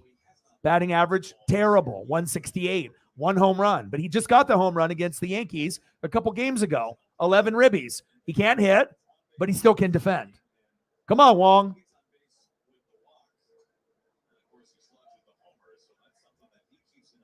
He's a Wong, baby. 6-2 Braves on the Reds.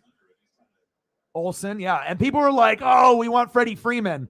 It worked out. You got someone that's just like a Freddie Freeman, not maybe as good as Freddie overall long-term. We'll have to wait to see if Olsen can keep it up for a whole career. But if you're looking at numbers similar to Freddie in leadership, they got it. And a younger player. Freddie's at the end of the career. Olsen's still in the prime. So,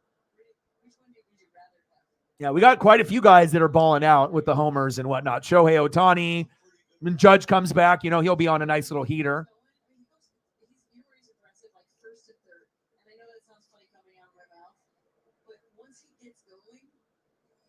Come on, Wong. Let's go, baby. Top of the 5th, 2-2 game. Runner at first, 1-2 pitch. Kramer, 55 pitches in. Just crazy. He's got an ERA of almost 5, and he's 8-3. I've never, ever, ever in my life seen anything like that. But what that tells you is that they have ballers, and they've been hitting like machines, and that's why we know who Baltimore is this year. If you don't, hit well and you're going yard and you're being able to get consecutive hits and innings, well, then you end up being as good as Baltimore is this year, 45-29, with a pitcher that's got an ERA of almost 5, and he's 8-3. I mean, if anyone else can come up with another example off the top of their head without going to Google and remembering, a time where a guy had fucking a ERA of almost 5 and he was 8-3. Let me know, but I've never seen any shit like that. Colton Wong, got him, struck him out. No surprise.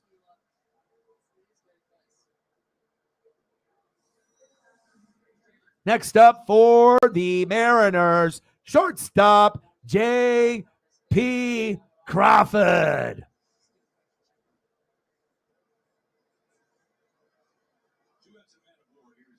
Come on, JP. First game back from the minor injury with the shoulder. Had a little shoulder soreness. Popped up. Damn it. Got him. Come on, JP. 5 hits by the O's, 4 for the Mariners. It's very even. JP. Well, again, first game back, so going to be probably a little bit rusty. It's all good. Introducing Go 5G Plus, the first plan that always gives new and existing customers the same great device deals, and you're upgrade ready in 2 years versus 3. Right now, bring T-Mobile your phone and get the amazing iPhone 14 on us. Take a look at the scores here real quick. What do we got going on?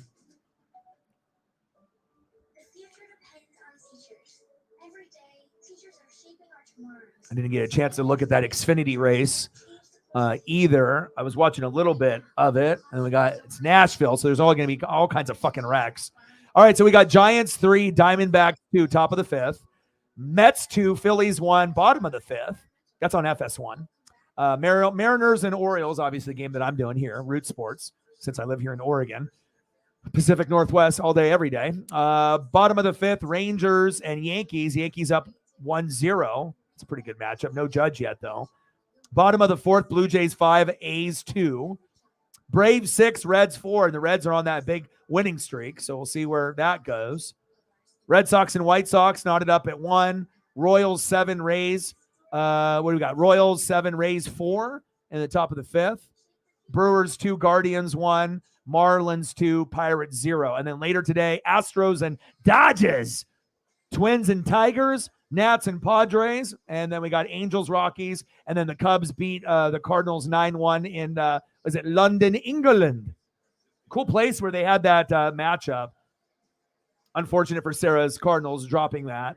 And then pitching for the Astros and Dodgers, we got the 1-0 Ronel Blanco and the 3-1 Bobby Miller. So we got a Bryce Miller. The Bobby Miller for the Dodgers has actually been pretty good. Me and my dad. My dad's been a Dodger fan since the 50s. So, and I obviously met, Ken Griffey Jr. in his rookie year in '89, and that kind of changed my life forever. I mean, there would not be Northwest Sports Fanatics in this channel if this fucking memory did not happen. It's pretty surreal when you end up meeting someone like Ken Griffey Jr., and still having the autograph to this day. But definitely is a very special moment. And then getting Koufax and meeting him, obviously, a couple years after that. Pretty special. Pretty fucking special. 6-4. Ooh. Just nice to be able to see the Reds with the Phenom, going for the cycle. So. Oh, I got you. I got all the information here.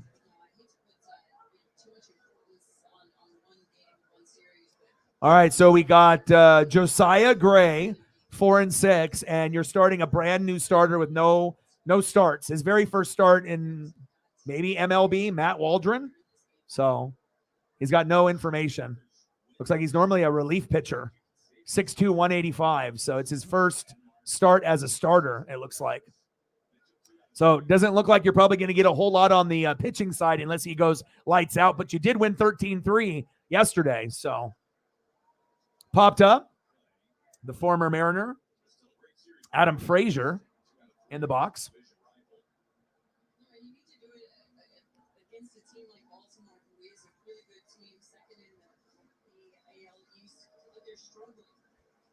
Bottom of the 5th, 2-2.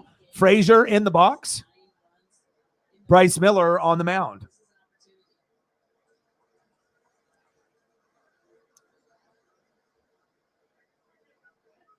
Let's go, Bryce. Come on, baby. We're going to finish strong. 3-2 pitch. What a little blooper right in front of Teoscar Hernandez. Nice job, Frazier. God damn it.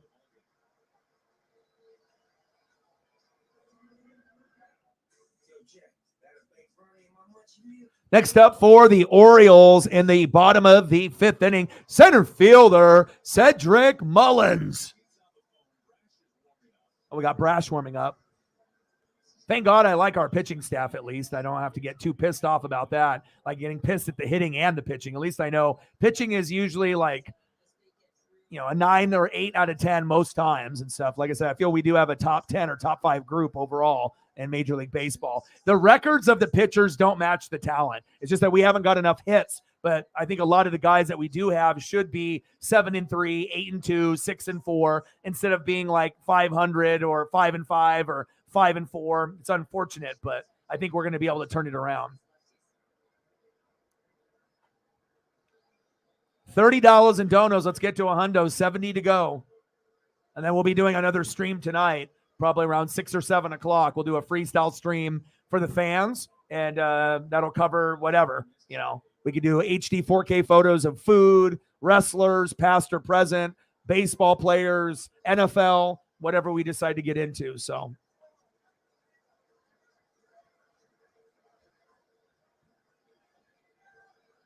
I know. I watch you guys as well. So, I mean, like I said, we're almost like the mirrored team, of each other, except I think our pitching staff is better than yours.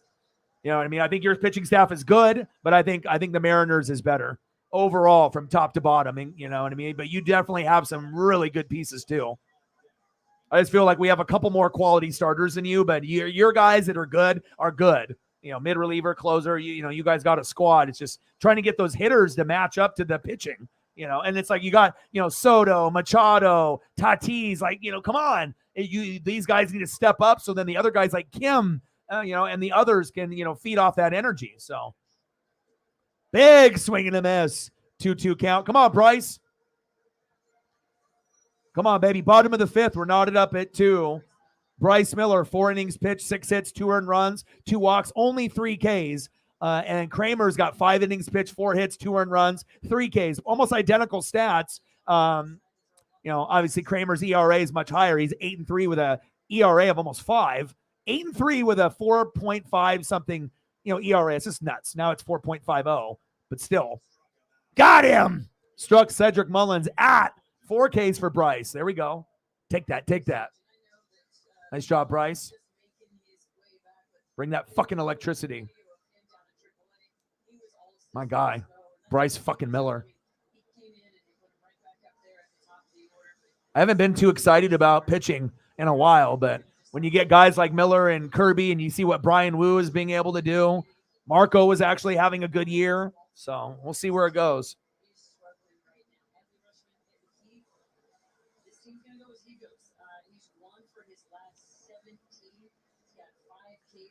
Next up, 0 for 2 with a K, catcher from the Oregon State Beavers, Adley Rushman. I just heard that he was 1 for 17, so he's been on a little bit of a drought, but hopefully he doesn't do anything too crazy here.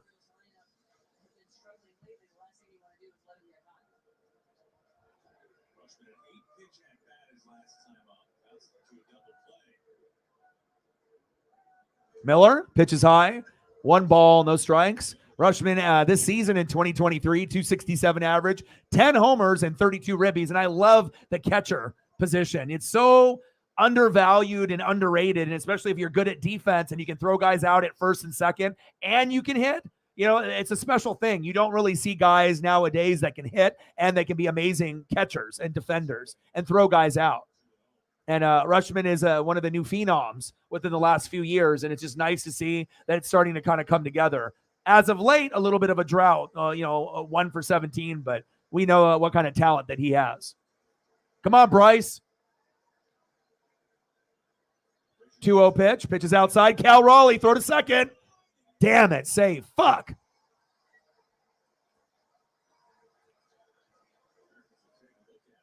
Are they going to review that? Are they challenging?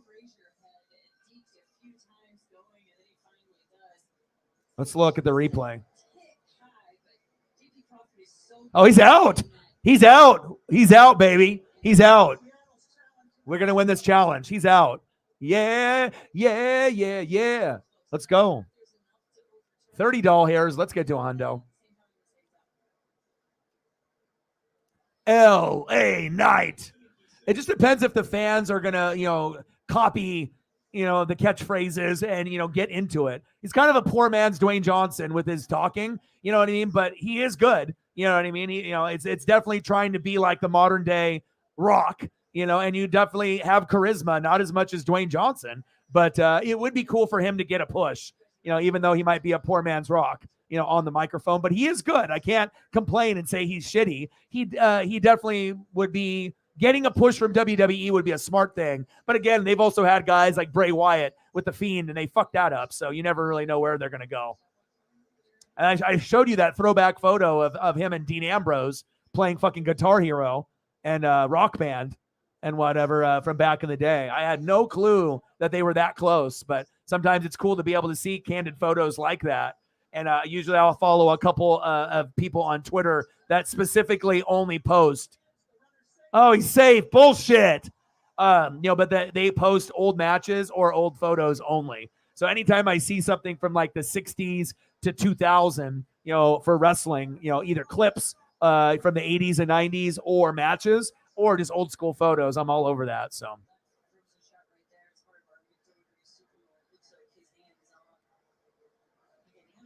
He's out. Come on.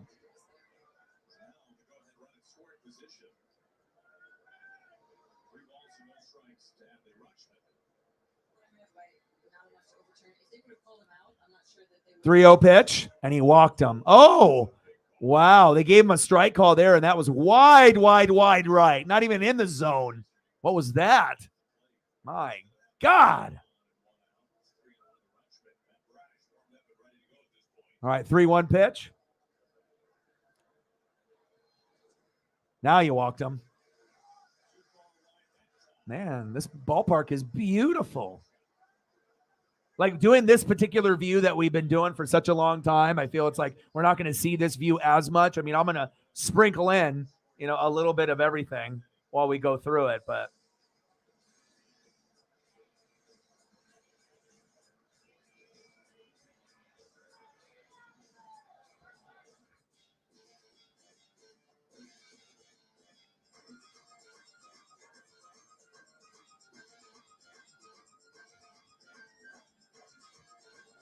All right, they're having a little pitching meeting here. I'm going to take a look at the stats here while we have a moment. All right, Bryce, 4.1 innings pitched, 6 hits, which is too many for him. 2 earned runs, 3 walks, too many. Or 3 walks, 4 Ks, not enough. He's at 95 pitches. I mean, normally we want Bryce Miller closer to 8 to 10. So, but you have to give respect to the Orioles. There's a reason why he only got to 4, because they're good. What up, Miach? Miach. And then for Dean Kramer, 5 innings pitched, 4 hits, 2 earned runs, 3 Ks, no walks. So you still can't believe he's 8-3 with an ERA of almost 5. I'm just dumbfounded right now.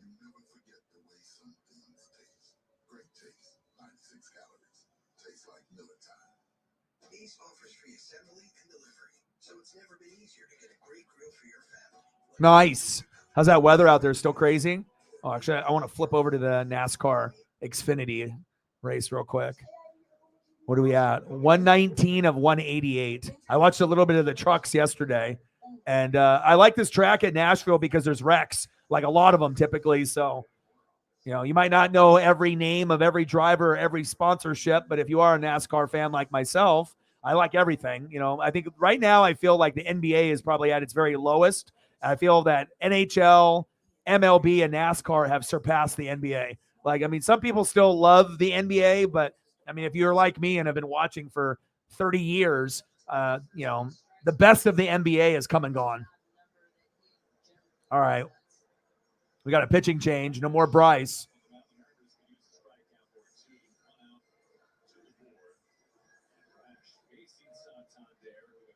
Let's go. Matt Brash, 36 games, ERA 3.94 innings Pitch 29.2 Ks over base on balls, 56 Ks over 11 walks. Bottom of the fifth, runners at first and second. We're knotted up at 2. A key part of the game. Let's fucking go, Brash, my boy.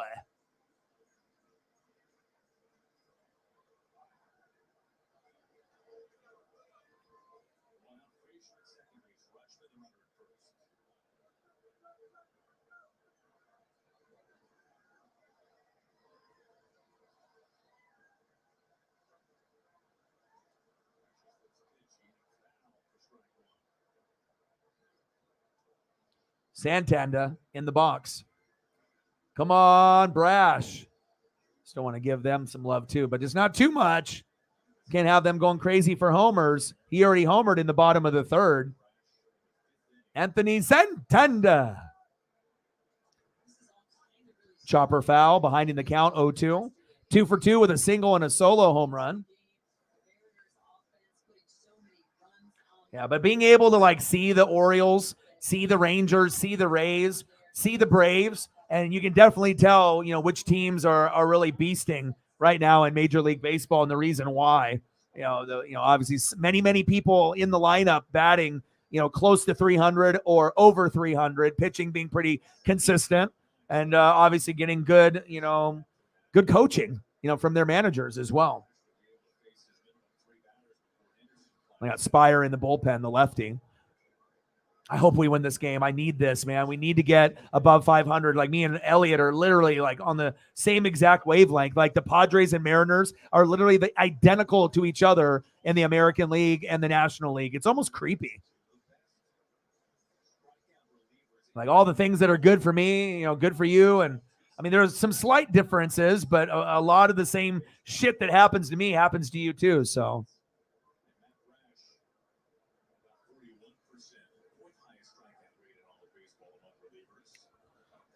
2-2 pitch for Brash. Chop foul by Santander.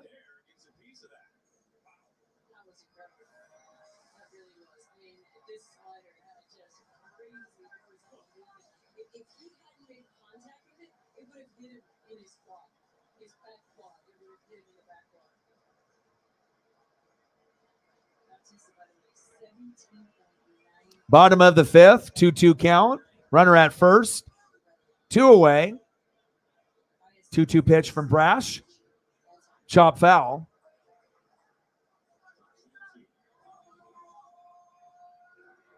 Man, I love the flexibility. Let's go.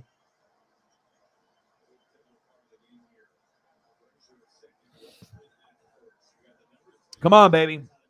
I'm going to go check up on Paisley in a little bit here, too. I imagine she's sleeping on the couch. We went to the river earlier today, so. Damn it. What a hit by Santander. Adam Frazier scores. Fuck.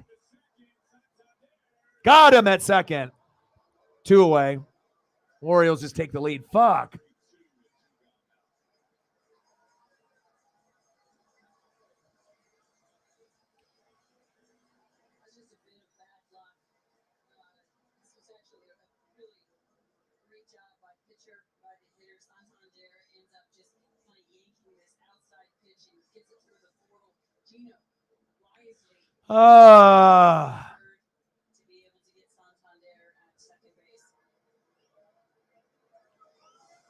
That's tough.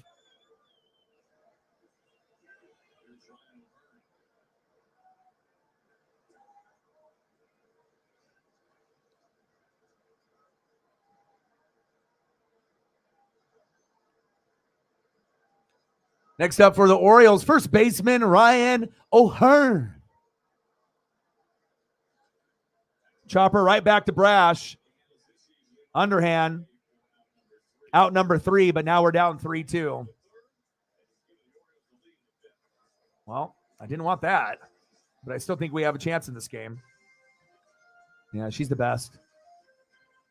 She has so much personality. Like, I don't know. Like, I know there's been, people that have relationships with, people and with pets. I think that I've never had this like love, I think, for a pet or a human. You know what I mean? Like, this is for the first time where, it's such a nice feeling, because obviously we know dogs are incredibly loyal, but again, like every pet will choose their person, and who their person is. And I spend the most time with her. So it's just nice to be able to have that love reciprocated, Now, you never know what's going to happen with her. All right, end of the 5th inning. Let's go to the top of the 6th. Leading off for the Mariners in the top of the 6th inning, down 3-2, 1 for 2 with a K. Center fielder Julio Rodriguez. Batting second, 0 for 2 with a K. First baseman Ty France. And batting third, 0 for 2, right fielder Teoscar Hernandez. Let's go, baby. Let's do this.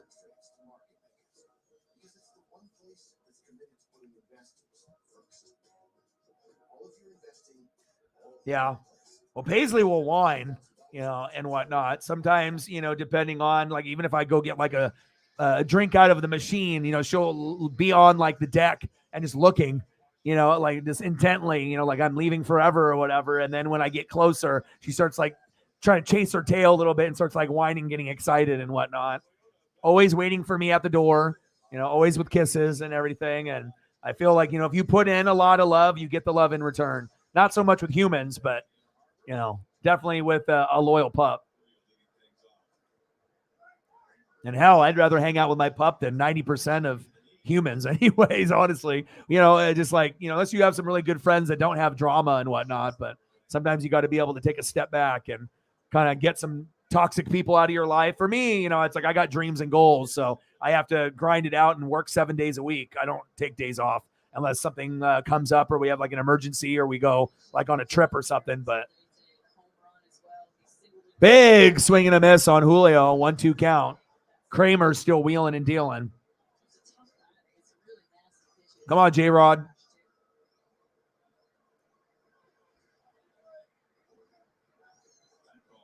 Time called for Julio.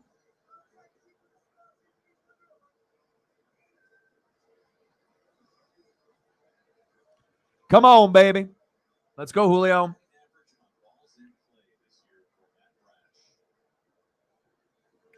Julio. Julio. Julio. Yeah.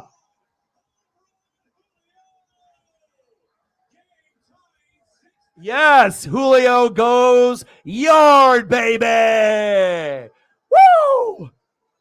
Let's go. 3-3. My guy. Fuck yeah. We were waiting for Julio to go yard. Yes, sir. Where's my fireworks? Pew, pew, pew, pew, pew, pew, pew, pew, pew, pew, pew. Those fireworks come up. It's good, baby. Yes. Next up, first baseman Ty France. Line drive. 1 away. Damn, that was quick. Ty's been really jumping on these first pitches. But my fucking guy, Julio Rodriguez. Yeah. This game I had a feeling that this was going to be a really, really good game. And I'm glad it didn't disappoint. My fucking guy right here. Let's go. Fucking 3-3.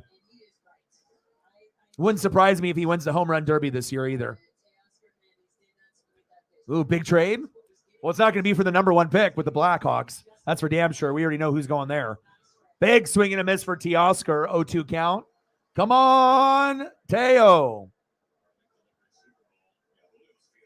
Julio is feeling it. 14th homer, baby. Teoscar popped up.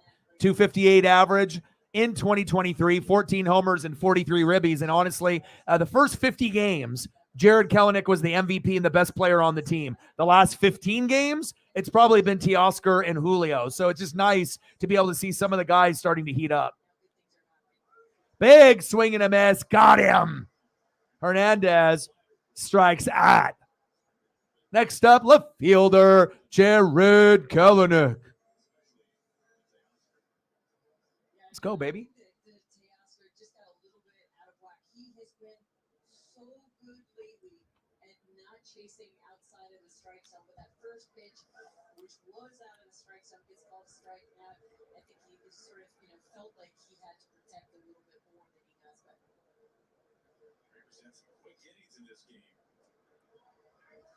Let's go, baby. Just really, really happy that we're able to get everything situated like this before football season. I think it's really going to be a groundbreaking moment. You know, the thumbs now are 100% exactly where I want them. So we have no weaknesses there. You know, we got the HD 4K photos. We got the ticker. You got stats and a scoreboard. It's going to really help. And multiple camera angles and multiple looks too. So we're definitely taking the stream to another level, and it's going to continue to keep getting better and better. 0 for 2 with a ground out and a line out to Jared Kelenic. Ahead in the count 3-0. Let's go, Jared. Come on, baby.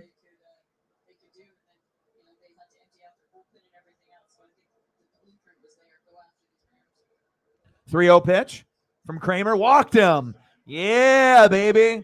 We'll take the fucking walks. We'll take them.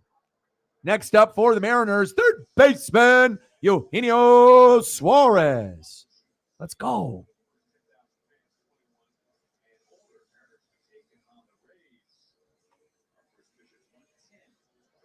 And if there's any scores or anything that needs to be talked about, anyone can post that in the chat if they choose to. They obviously can see the scores there on the page as well.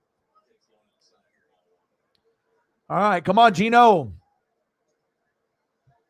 Rangers 47-28, Houston 41-35, Angels 41-36, and then a low-ass Mariners 37-37. We're only better than fucking the A's. That's just disgusting with the talent that we have. Fucking A's 20-58. Come on, Suarez. Let's go, Gino. Let's go, baby.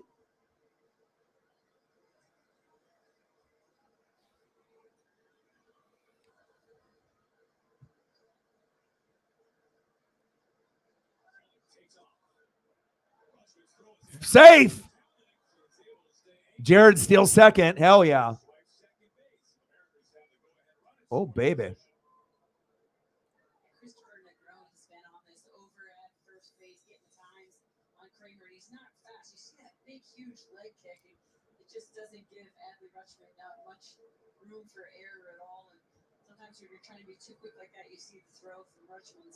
Eli de la Cruz. That's the new phenom right now. All his sports cards are going up. You know, just got, kind of brought up. He's from the Dominican Republic and shortstop for the Reds. 361 average, 3 homers, 10 ribbies. And he hit for the cycle, I think, yesterday or the day before? This kid is something else. So, obviously when you're like, what the hell? Why are the Reds doing so well? He's going to be a big part of the future there. Exciting to see guys like that kind of emerge out of nowhere. Like you kind of hear about them, and then all of a sudden it takes a game of 3 home runs or hitting for the cycle, and then all of a sudden it's just like everyone knows him. Hopefully he can keep it up. Pitch is high. 3 balls, 1 strike. We're ahead in the count, baby. Let's go.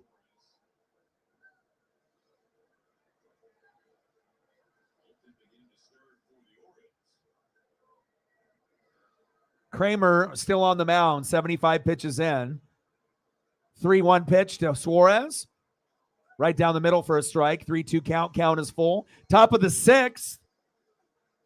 We're knotted up 3-3 with a runner at second, 2 away. Kramer on the mound and Suarez in the box. Let's go, Gino. Come on, baby. 3-2 pitch. Walked him. No. Gino's like, no, that was way outside. No. That was one of the worst strikeouts I've seen this year. No.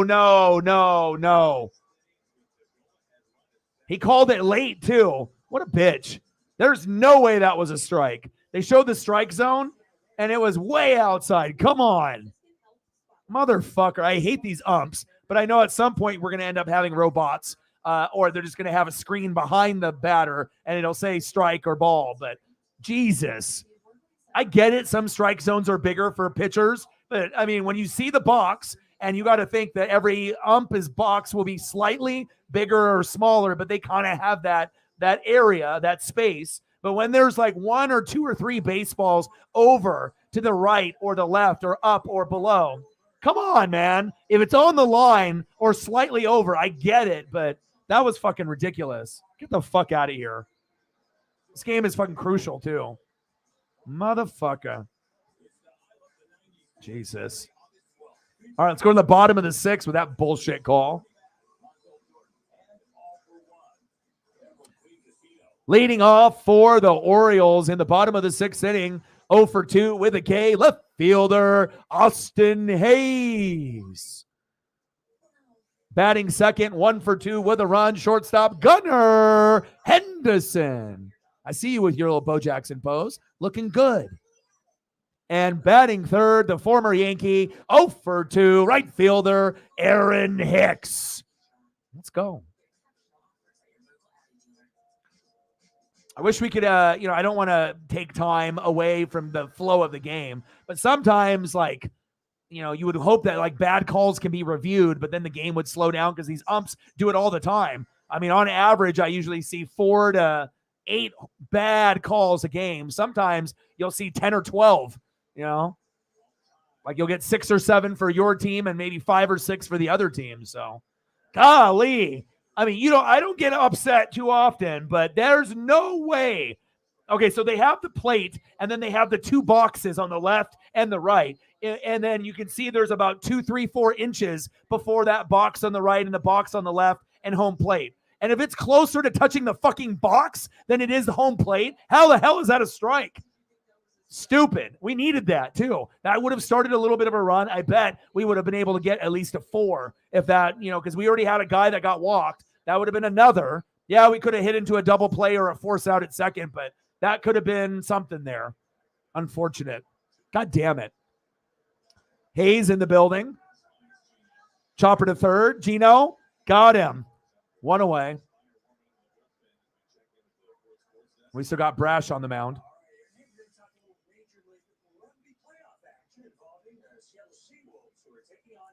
Houston SaberCats this afternoon. The Western Conference semifinal starts at 3 o'clock at Starfire in Temple. The last time these clubs met was in May.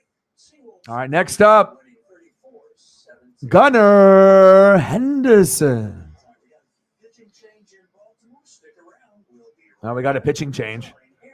Brash is out. Who they bringing in? Spire? I think they're bringing in Spire. Are they? They haven't listed it, but he was in there warming up, so I'm pretty sure that's him. All right, Brash. Well, we're at 3-3, so.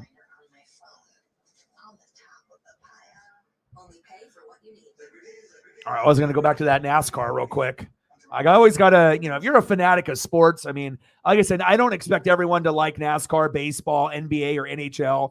I mean, most people, I feel are NFL fans, college football fans, and wrestling fans for a majority. And then on top of people that love those things, football, college, NFL, and wrestling, regardless if it's AEW, WWE, NJPW, ROH, Impact, or something else, then if you really love sports, then you go deeper. NASCAR, baseball, basketball, hockey. But it's not for everyone, but I sure do love it. I mean, like I said, I think basketball at this point is last on my pecking order, but I still pay attention. 34 laps to go in this Nashville race, and then we'll be doing another stream tonight, a freestyle stream that'll be for the fans. So obviously people that donate will get first dibs on whatever photos that they want to see, topics that we want to go over. And we can do food, wrestlers, baseball, basketball, current events, whatever we want to go over. And then tomorrow at 4, Nashville NASCAR race is going to be happening, and I'll be doing that. And then maybe I'll do something prior to that in the morning. We'll see. But we'll probably just do that one stream tomorrow, and then we're going to be doing another one tonight. So, all right, 33 laps to go in this Xfinity race. Love me some Dale Jr. Anytime I can see Dale Jr. out there talking and whatnot is a good sign. NASCAR doesn't get enough exposure. And I think like if it got a little bit more exposure for like a younger generation where you had people like me that could kind of explain it and then can, kind of get you into it, then I think another generation of people would start, because unless you like love cars, or you had a family member like your dad, like Richard Petty or Dale Earnhardt like me, then it's different, or Jeff Gordon or Jimmy Johnson. But I feel that NASCAR's fan base is, it could be bigger, and it actually does have a good product. Baseball's got a good product. NHL's got a good product. And NASCAR's got a great product. I feel like the only product that sucks out of the major sports is the NBA. Too many fucking crybaby bitches. Fucking, everyone complaining about injuries and flopping and, load management. It's just not the same game. Everyone's soft. And the overall gameplay of the games is nowhere near what it was in the 80s and 90s. But at least we have a little bit of hope with like Wemby, to see what he turns out to be. Now you got obviously the Joker and Giannis being the two best players in the world. So, there's still something to look forward to. I just feel like a few teams are fun to watch in the NBA, but it's the sport, the league, where it's harder to watch, other than the top 5 teams or your own favorite team. It's like, I don't know if a lot of people are going to go out of their way to watch, the Bootio teams, like, oh, I'm going to go watch the Pistons, said so nobody ever. Oh, Pistons and Clippers are on, I better get to my TV, said no one ever. That's the difference. The overall product needs to improve. 1-0 Yankees on the Rangers. Nice. All right, we're in the bottom of the 6th. We're knotted up at 3. Spire on the mound, who just replaced Brash, who actually ended up replacing Bryce Miller. And then now we have Gunnar Henderson in the box.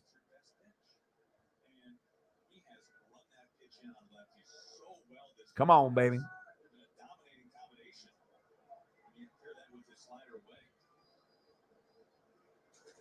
Chopper, right to Wong. See you later. 2 away. I like that. I like that, baby. Let's go.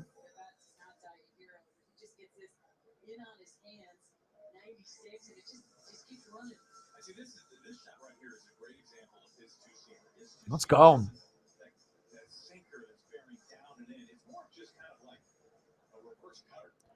Stays on plane and breaks in and just jams the knuckles of left-handed hitters. Fires a heater to Hicks for strike 1. Next up for the Orioles, former Yankee right fielder, 0 for 2, Aaron Hicks.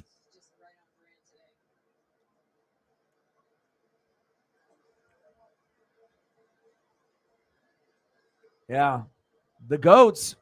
Well, like I said, I think some of the GOATs are going to be very shocked once they come back, from just working or being on vacay, to see how many things have changed on the channel in a short period of time. So I'm pretty excited about that. And I think it's going to really work out for us. Back. Gone! Oh, my. God damn it. Hicks just went yard. I'll give you love, even though I shouldn't, but I will. Nice job. Hicks with a homer. 4-3 Orioles. Son of a bitch. And the fireworks in the background. Mother sucker. What a good game. And remember I said after the starting pitching could be over that we could have a 5-4 game, or up to that. 4-3 right now. Pretty close. But we still have a couple more innings to go. So we'll see where it goes.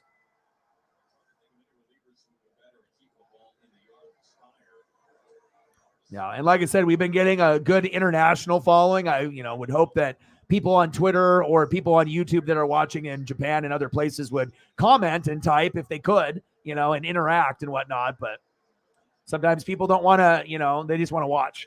They want to be able to hear the broadcast and kind of watch other people interact in the chat. But yeah, I always encourage anyone. I mean, obviously on the Twitter side, they don't have the ability to chat or donate. They can watch, from the Twitter side, which we're streaming on Twitter live right now too. But, obviously on the YouTube side, if you're around the globe, you can always comment and let us know that you're here and where you're from. But I get it. Not everyone is an active chatter.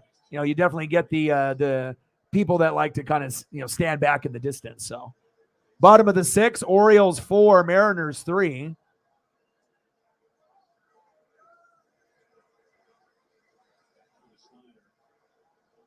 Ramon Urias in the box, 0 for 1 with a walk in the second.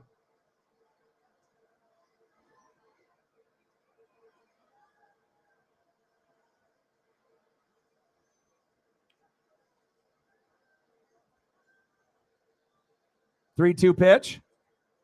Pitches inside, and he walked him. 2-out walk for Spire.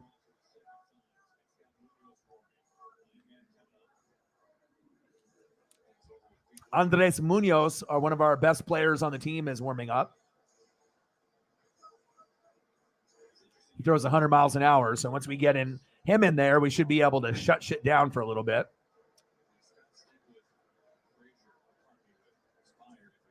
Pitches inside, 1 ball, no strikes.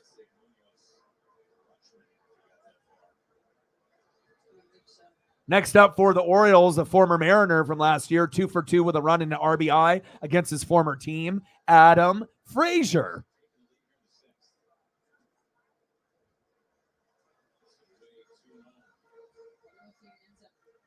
Man, with these camera angles and with all these other graphics, man, I'm going to be really put to work moving forward. But again, if it can help us get more views, more subs, more donos, it's going to be worth it. 3-0 count. And it's kind of exciting, too, for people like you, Sarah, and like Elliot that have seen it, you know, from where it was and where it's going. 3-0 pitch from Spire to Frazier. Right down the middle, Frazier takes a strike looking. 3-1 count. Shep, my boy. What's good, bro? I've been making a lot of changes to the channel. You haven't seen some of this now. We got the scoreboard. We got the stats. So obviously we started it off like, you know, normal, right, where we got it like this. Change the colors, change the font. You know, we obviously got the, you know, the thumbnails. We already got the thumbs on lock, right? So we already got that part taken care of. Still got all the photos, but then decided to kind of take it to the next level. So now we got, you know, scoreboard and, you know, deep diving on the stats, which will help for MLB, NFL, NBA, you know, anything that we do, and drafts. So we got that, right? And then on top of that, then we can even flip it like this, and we can have kind of like a Twitch, you know, video game type of view as well. So definitely a lot more work on my end since I'm going to be producing the whole show kind of on the fly. But it's just very cool to be able to, you know, do things on the fly and be able to give like kind of like different options for camera angles and whatnot. And yeah, I hope you like it, man. Hope you're doing well.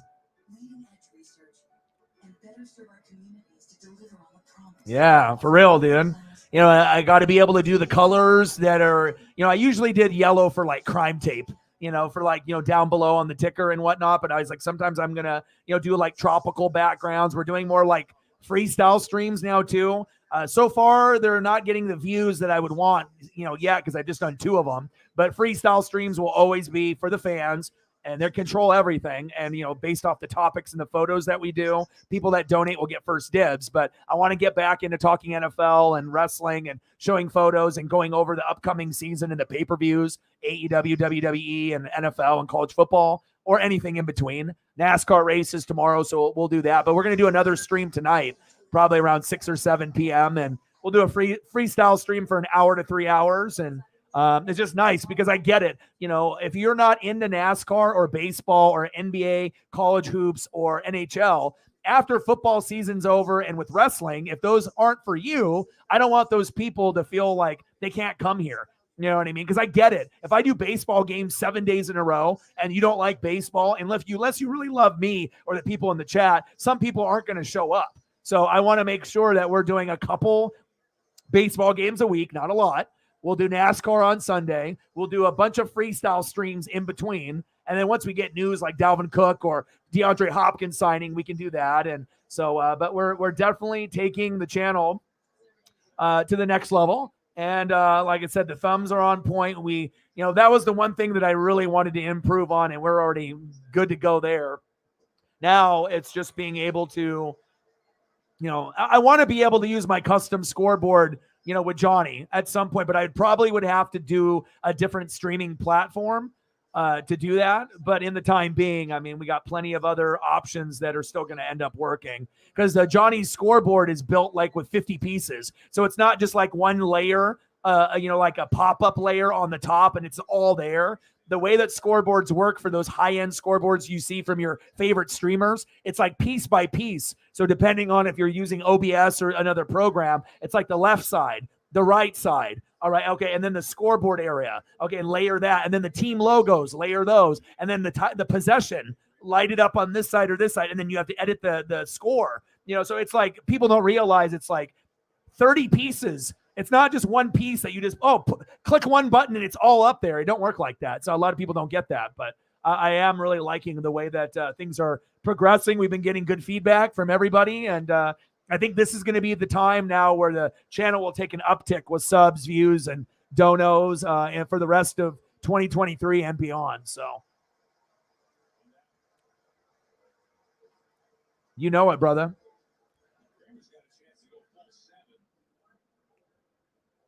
Yeah, you should. It's your World Series to lose. Right now, the best teams in baseball are the Rays, the Rangers, and the Braves. But you got a team like these Orioles. They're like the Blue Jays and the Mariners of last year. They look like they can get to the playoffs and win a round, maybe even two, but realistically probably get to the playoffs like the Mariners did, win one round like we did against the Blue Jays, and then it'll probably be done there. But if there is a team that the Rays and the Rangers fear, it is the Orioles.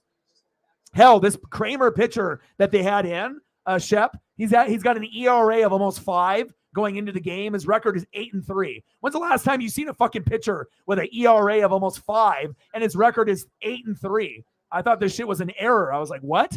But that's how good they've been hitting.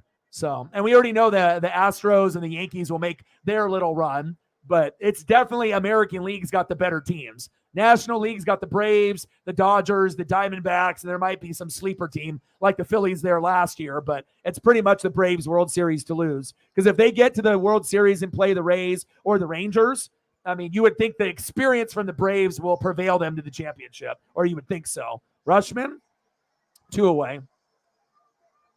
Come on, Ford.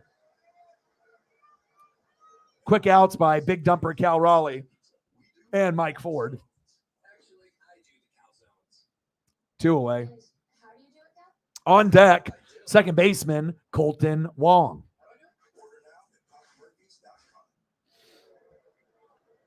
Zini. Damn, I miss you. How are you? Yeah, a lot of people, like I said, last time we saw Zini's been working a lot. It was during the NFL draft and, showed some love, and I really appreciate you. Big Eagles fan all day, every day. How are you? I miss you. I hope that you're doing well. Popped up. Easy inning for the Orioles there. But we've made some improvements to the channel. If you haven't been here in a minute. So obviously I'm fully producing a show, which means, I'm definitely clicking a lot more buttons than the average streamer, but I've been always trying to improve, every little thing, with the scoreboards and stats and, giving different looks, with different opportunities with the games and whatnot. It's just being able to use your creativity the best way that you can. And I mean, I don't think anyone I feel on YouTube is doing what I'm going to be doing moving forward. A lot of times people hit start broadcast. You got their background, whether it's a green screen or a normal background, maybe with a scoreboard, but it takes a lot of work, but I feel it's going to end up being worth it. And it's just exciting to be able to see kind of where the channel is going to be going. So damn, I miss you. I hope you're doing good. Yeah. Your team has been balling, Shep.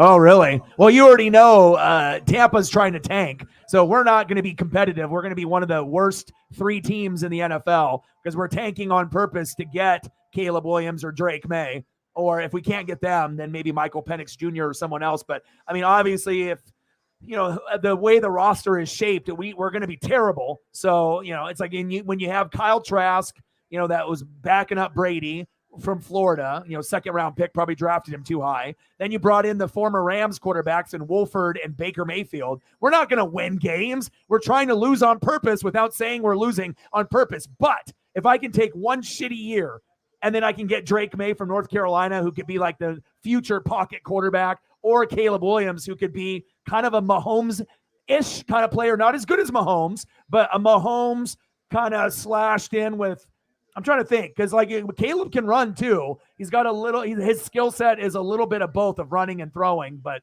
he won't definitely be Mahomes. But I know in his mind, he probably thinks he will be. But if I can get a franchise quarterback, I mean, that's really what it's about.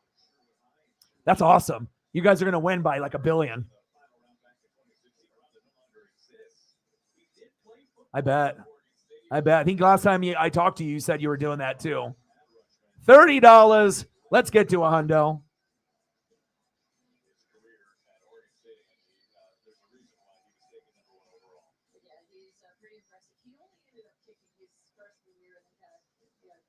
Yeah.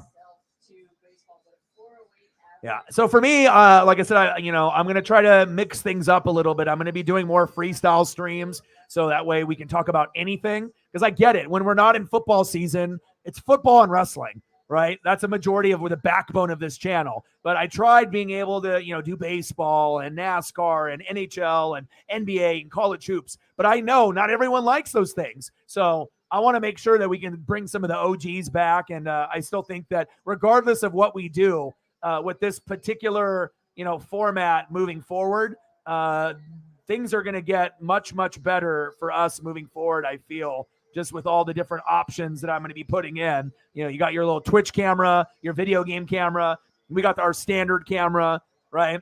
We're still going to be, doing photos like we always do, and bringing in that swagger. And then obviously, we're going to take it to the next level too, so.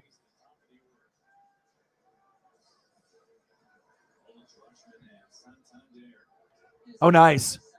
You're a hard-working dude.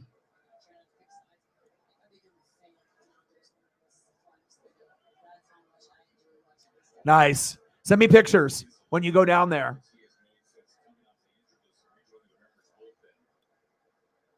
Yeah. And plus, you need revenge from the last game that you went to when you didn't get the win. You will get the win this time around, and you'll be able to celebrate. You had amazing seats, but then it just sucked that, the one game the Eagles don't really play like the Eagles. You know what I mean? I know you still had fun, but let's be real. When you go to a game, you have that excitement. Your team is a Super Bowl contender at that point in the regular season. You don't want to lose, So I think it'll make up for it. You'll have a great time, and you'll send me some pics too. So.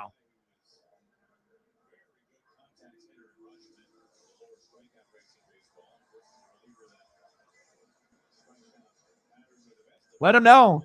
Because I think we are going to get a big spike in views and subs and donos, and hopefully we can get some new heavy hitters to replace some of the others, with certain situations that have happened. I mean, hell, we've had a really rough 2023 for a number of reasons. Some people have passed on and passed away that have been a big part of this channel. We've had people that have lost their job or are going through some financial, struggles and whatnot. And it definitely has affected me and the channel overall. But again, I'd rather have someone fucking alive or another person being able to have a job and be happy and not be struggling, because that's what it's about. I don't need to be fucking rich, you know what I mean? But again, since, we are in this position, I am working 7 days a week, and I'm going to be grinding it out. So let them know. I mean, like I said, with all the different camera angles and graphics and everything, like I said, it's going to be a lot more work, because it's one thing just to talk, you know what I mean? But when you're putting up photos and you're, going through all the graphics and the camera angles, like when you're producing a show on the fly, it's like, I really have an appreciation for people that manage and that produce, because it's not easy. Because I definitely am doing, hundreds more button clicks than the average streamer, and it takes time, but I feel the overall presentation, and it's going to be worth it. So let them know, brother. Let them know.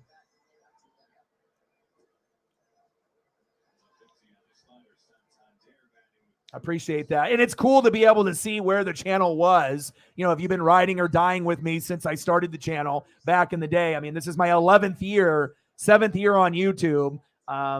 And hopefully now the tube will be able to give me a little bit of a push, so that way that we can actually get the proper recognition that we deserve here based on the people that are in the room and myself and the hard work that we put in. But not only that, it's not that we have good aesthetics and good looks. We actually have brains here. We're smart. We're not biased. And like I said, I feel with this community, it definitely deserves to be recognized compared to some of these other channels that are just popular, but, they might be biased, but they're popular, so at some point it's got to be our time. You know what I mean?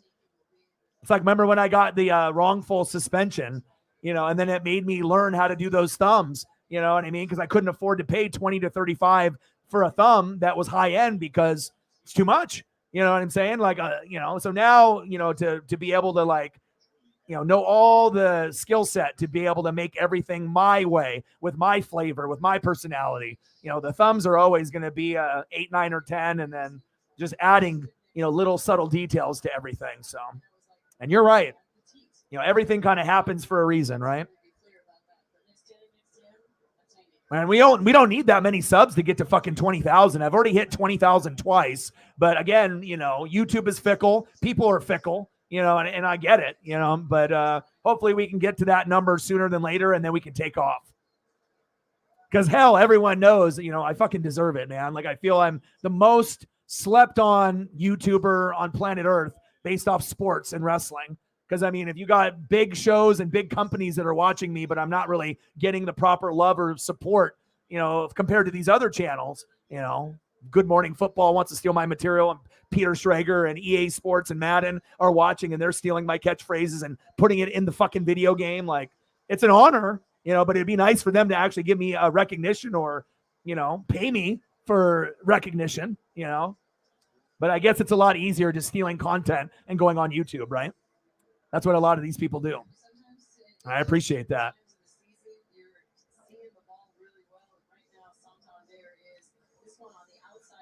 I think so too. Man. And like I said, the only thing that I wanted to implement is obviously Johnny's scoreboard that I paid, some good money for. But again, it's layered in like 50 pieces. So it's not really possible on this particular platform. But again, being able to have like a NASCAR.com or ESPN, something that's going to have stats, scoreboard breakdown. And I can do things on the fly, which is cool. Because normally when you stream, this is it, you know what I mean? Your background, and that's how it is for most people. But, I don't want to be like most people. I want to be able to, give you guys things that no other channel is giving you. And obviously people will start copying me, and, but everyone will know where it came from. But it's just nice to be able to, mix things up. And like I said, every show that's out there, right, it's all about different camera angles and views. Like when you watch your favorite show, Deadliest Catch or Swamp People or whatever, they got the left camera angle, the right camera angle. You want to be able to make things fresh, not just have one camera angle the whole show. So it's just nice, man, that things are starting to kind of come together. Oh, thank you so much. I appreciate you.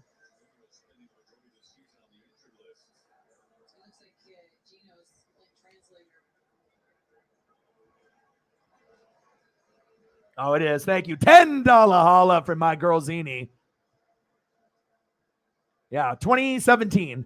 Yeah, was the first year of the channel. And some of the Eagles are still ride or die for me because I was able to predict everything, that very first year, and it blew people away. It's like, I'm not an Eagle fan, but I told people, when we were going in, that the Eagles are going to win the Super Bowl, even with Nick Foles, and they're going to win big by like 9 or 10 or more. Everyone laughed at me, called me an idiot, said I was stupid. That, Patriots were going to win, and I'm an idiot, and I don't know anything what I'm talking about. And then lo and behold, the Eagles win the Super Bowl exactly like I said, and they ended up winning big by like 9 or 10. And then Eagle fans have been riding or dying with me since. So, sometimes, whatever the media puts out there, that's fine. But you have to be able to make your own decisions on what things are going to be, and obviously the Eagles, I knew they had to play a perfect game. Did I know they were going to do Philly? No, I did not. You know what I mean? But you could tell O-line, D-line, defense, coaching wins championships. And you guys would have won the championship last year if Fletcher Cox, big play Slay, and the defense would have stepped up like the Rams with Aaron Donald or my Bucks against the Chiefs a couple years back. Jalen did everything in his power, The offense was fine. It was just the defense. You didn't get any sacks. You didn't get any picks. So what that should tell Eagle fans, you need to get guys that can get to the football, better pass rushers, and you need to be able to get better corners and safeties, period. Because if you end up wanting to be able to win, that means you're going to go against Patrick Mahomes, Josh Allen, Joe Burrow, Justin Herbert, or someone else. They're always going to have the Hall of Fame quarterback on that other side. But the good thing is now that Jalen is on the same level as those other guys. He's the only quarterback in the NFC that's on the Mahomes, Allen, Burrow, Herbert level. So we'll see where it goes. I do think you guys will end up winning one at some point. But I definitely appreciate you very, very much.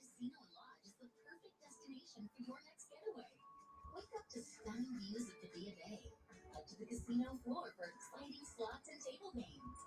Relax and recharge by cozying up in the lodge. Appreciate you. Veronica, $10 dono. Bang, bang, bang, boom, boom, boom. Bang, bang, $10 holla. And I'm a fantasy guru too. I could do my own show on that as well. I have never finished lower than third in any league, paid or free, ever. So, but again, I put in more work than the average person. Most people in fantasy make 50 moves in a season. I shit you not. I will make 100 to 250 in a year. I'm making sure I'm making my bench just as good as the starters. And sometimes it still doesn't work out because why? You have injuries, or the main thing why people lose in fantasy is the matchup for their big heavy hitters is a rival in the division at the end in the playoffs or the championship. So if you're like Geno Smith and you're going against the Niner D, you're fucked. Like, you're like, oh, I need Geno to get 20 or more. But then it's like you want to play anybody but the Niners, but then there it is. But sometimes you don't know that at that time when you're drafting, and sometimes you go through multiple players and quarterbacks. So we'll be doing a lot of fantasy, obviously on the channel as well. So appreciate you, Zini. Let me know what you want to see for a photo. You want Brian Dawkins? I mean, that's one thing about the channel too. The people that are loyal and, the people that ride or die for me. I always remember, who donates and, what they donate, when they've donated, and the type of support. So.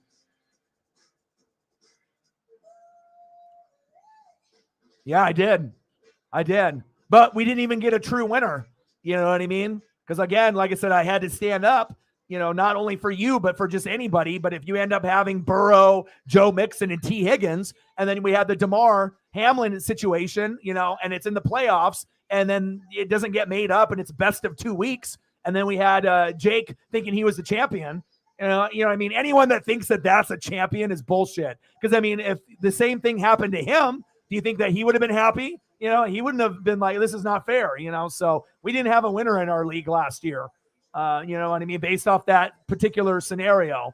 But me and Sarah honestly should have been in the championship. We had the two best teams all year, but sometimes you just have to get hot in that one matchup or best of 2 weeks, And if you shit the bed in 1 week, you're fucked most of the time. So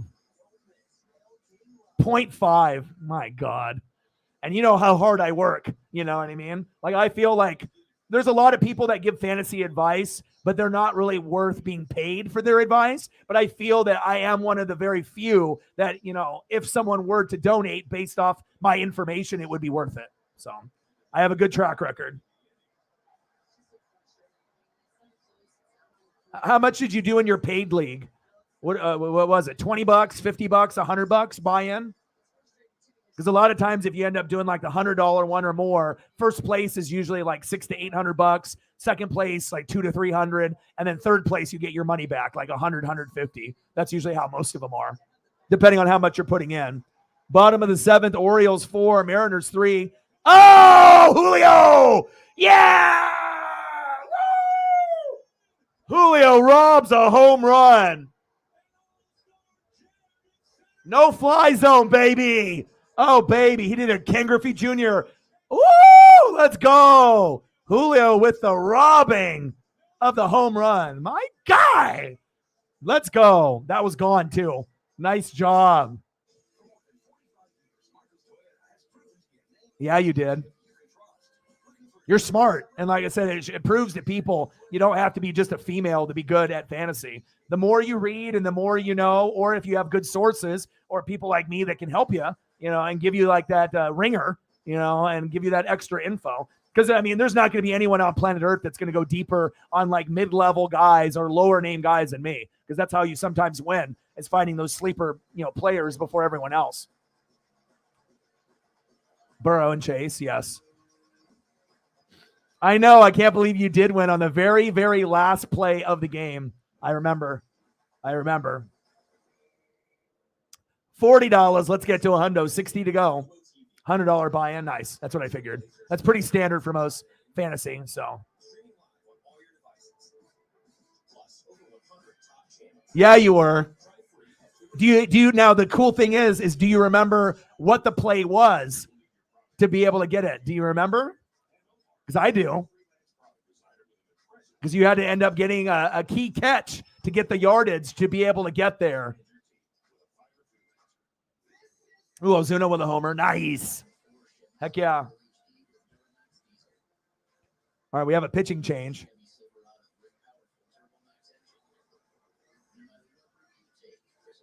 All right, going to the top of the 8th, leading off for the Mariners. 1 for 3 with a run and an RBI. Shortstop, J.P. Crawford.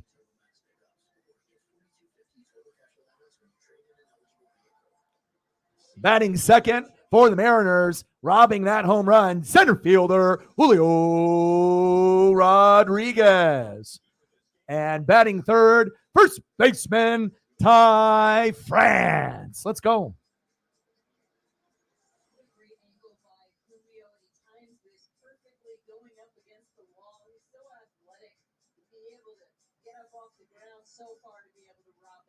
Burrow, Mixon, and T. Higgins. How do I know your fantasy team more than you? That's why I finish in the top 3, because I spy on everybody in the league, and I know exactly who you guys have on your bench. I know everything about every single person in the league. Probably more than they even know their team. That's wild that I remember that. Come on, JP. Top of the 8th, Orioles 4, Mariners 3. Come on, baby. Come on, baby. Big swing and a miss. 0-2 count. Let's go.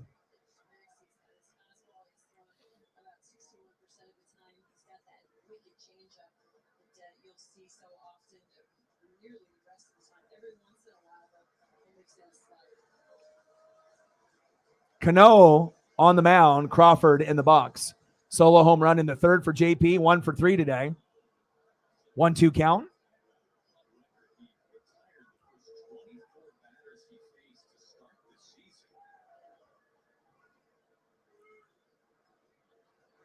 Yep. He's like, this motherfucker does know. I mean, it should have been months. That's why my memory, with like the sports information, like I said, a lot of kids were collecting cards. I love the photos and the graphics on the front of cards, but I always like the back of the cards more because I wanted to know the stats. Big chopper right up the middle for JP. Let's go. Yes, sir. Nice little bloop single right up the middle for J.P. Crawford. Next up, center fielder, Julio Rodriguez. Let's go. Ballin'. Zini Panini, what do you want for a photo? You want some Brian Dawkins? Are you still in the room? I got you if you want something. Come on, J-Rod. He already went yard today. He went yard today and ended up robbing a home run. It's like Ken Griffey Jr. all over again. I love it.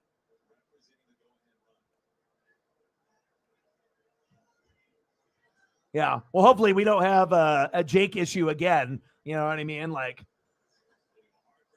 Julio with a little bloop single right in the same spot as JP's. Okay. Runners at first and second. Woo! Let's go. Let's go, baby. Okay, I got you.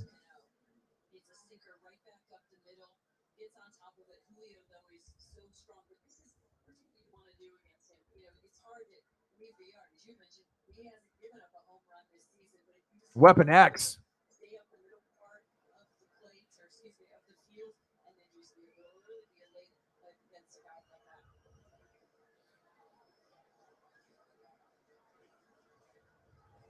set the table.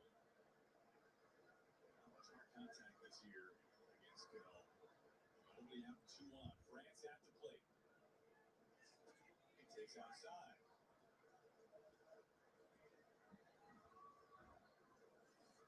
Again, for a guy that is not used to getting hit hard, 109 miles per hour off the bat for JP and 104 off the bat for Julio. Pop foul. Well, that sinker has been death to righties this year. They're batting 163 against it. It's not been a big swing and miss pitch.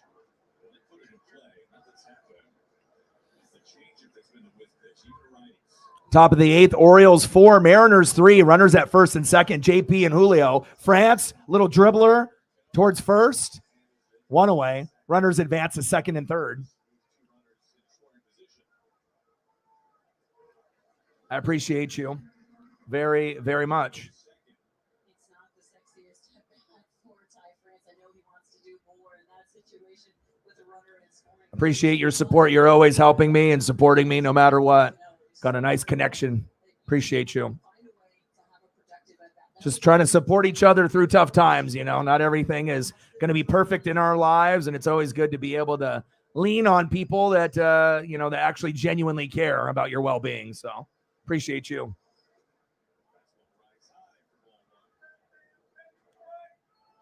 I'll get you another one here once we go into the commercial break. Once hopefully the Mariners take the lead. Oh, I know, huh? For real. Me too. It's frustrating too, you know, because I feel, you know, with all the reading and all the information, but again, a lot of times it's luck and it's matchups at the very, very end. And a lot of times, you know, when you pay attention to detail, it's not just regular matchups, but it's like in those final 2 weeks, if it's best of 2 weeks, I don't want to play the fucking rival that's got great defense at the end, you know, but it always happens to me for whatever reason. You know, I end up having like 3 or 4 out of my top 9, you know, they play like the toughest matchup all year in the last 2 weeks. I'm like, oh, great. You know, unless they go off and go crazy. It's like, I'm screwed.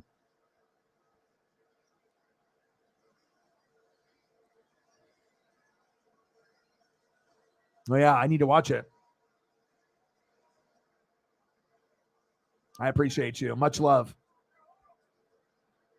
Oh, and that's a good thing, too. It's like, you know, nice to be able to have a good audience of male and female. And we gained a lot more of the female side to be able to prove the doubters wrong that girls, you know, if they're a part of this channel, and maybe not girls on other channels, but girls on this channel will be able to play fantasy football and they will be able to have a chance to win. I don't know if you can say that about a lot of other channels that are out there, you know, because we're going to give you better information here that's not biased and you're going to learn more. So, but we definitely got a wide variety of young and old. It used to be a bunch of people that were like 35 and under. Half the fan base is under 40. The other half is over 40. So it's kind of cool. You know, you get a nice blend of young and old or older. Damn right we do. And damn right you guys do. Throw to home. Out of there. 2 outs. JP is out. Hopefully he's okay. Damn it. True. But not every girl, you know, knows football. But one thing I do know is there are more girls that know football and fantasy than people want to admit. That's why I was so proud of you when I helped you the first year. You did pretty much everything almost on your own. Year 2 and you won. You know, it's like just little secrets and little tidbits, you know, of information, you know. I mean, remember like back when you first started watching, you knew Eagles and maybe some stuff of like higher name guys, but mostly it was like Eagles and maybe the superstars. Now your knowledge of the NFL teams as a whole, and not only superstars, but like mid-level backups and, you know, everything else. Now you're on a whole nother wavelength. So a lot of the females I feel are in that boat. So well, I'll be coming for you too, bro. I ain't going to lose by fucking 0.5 again. You kidding me?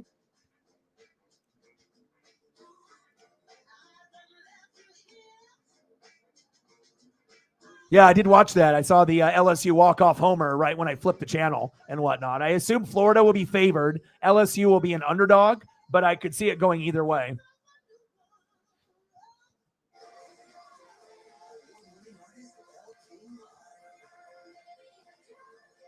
Oh, all the crab meat fries.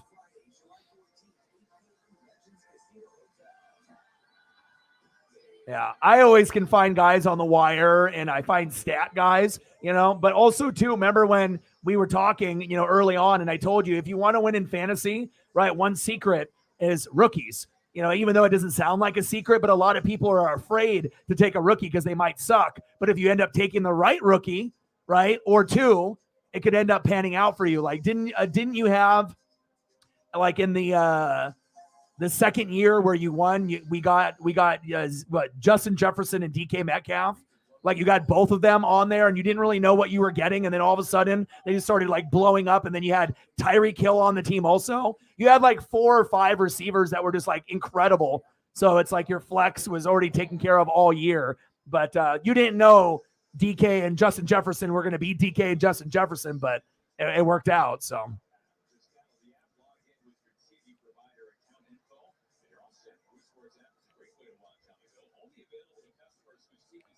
Yeah. Well, he's good because you got to think out of all the number 2s that are out there, like Chris Godwin and Higgins and Devontae Smith and all the others, who's getting the most targets? And sometimes if Jamar gets hurt, Higgins gets all the looks, and plus Higgins is a 1 playing a 2, right, with Jamar. And, he's got the second corner on him. So, I mean, Higgins is always going to be a good pick if he's there, like a Godwin or Devontae Smith, because they're going to get targets. And sometimes the 1, Jamar Chase, will be double teamed. So he's either going to have a 2 or a nickel corner on him, and he'll be able to dominate that matchup most of the time. End of the bat for Kelenic. God damn it. We leave runners stranded on first and third. Well, that might have been our only chance to come back. Shit. Isn't that and Jonathan Taylor? That's crazy how I remember that from years ago. But, I mean, I have a good memory on things. And Jonathan right. And no one knew. Like, we knew, like, Jonathan Taylor out of Wisconsin, but I don't think we really – and we knew Jefferson was going to be pretty good. But, I mean, right now, Jefferson looks like he could be the guy that could be the guy that breaks the records. Like, he could be better than Megatron long-term, T.O., or Randy Moss. I think the only one that Jefferson won't be able to catch is maybe Jerry Rice. But I would not be shocked when it's all said and done if Justin Jefferson ends up being the best wide receiver in this generation. Jamar Chase is good. He's right there, right? Tyreek and Devontae had their moments. But I think as far as talent, longevity, regardless of who the quarterback is, Jay Jetta is the best wide receiver in the league, and he has been for a couple years. So that's my opinion. I mean, hell, I picked Jefferson number 1 overall in the draft, and some people laughed at me. But, I mean, like I said, if you know talent, and a big part of that was getting O'Connell from the Rams as the OC, as the head coach, I knew they were going to make more plays specifically, for Jay Jetta, and it definitely worked out. Yeah, best draft position typically is like 4 or 5 out of 10. And sometimes 1 and 2 can be pretty good. Me and Sarah did well from the 1 and 2 spot. You know what I mean? But you can go late too. If you go 9 or 10, you double up on picks. So depending on who's there, you could end up getting like Travis Kelce and then another amazing player, right? Like Travis Kelce and Jamar Chase. And then you're sitting pretty good because you probably weren't going to get one of those guys later if you were in the middle or at the front end. So yeah, sometimes being on the back end, people complain. But if you're smart and it's a snake, you can go back to back. And if you're smart and those guys don't get hurt, you could end up winning your league or at least getting into the top 3. So very true.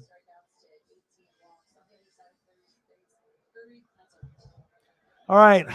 We're in the bottom of the 8th. Orioles 4, Mariners 3. Ty Adcock on the mound, getting an opportunity to get out there. And we got the O's up. We'll give them a little love here.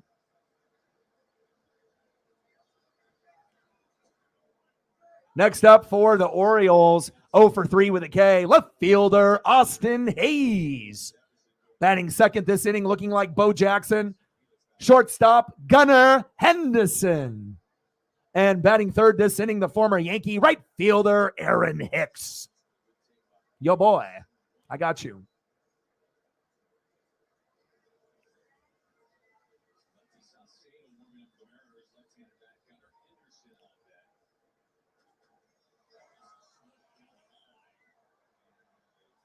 Foul ball. Damn. Yep.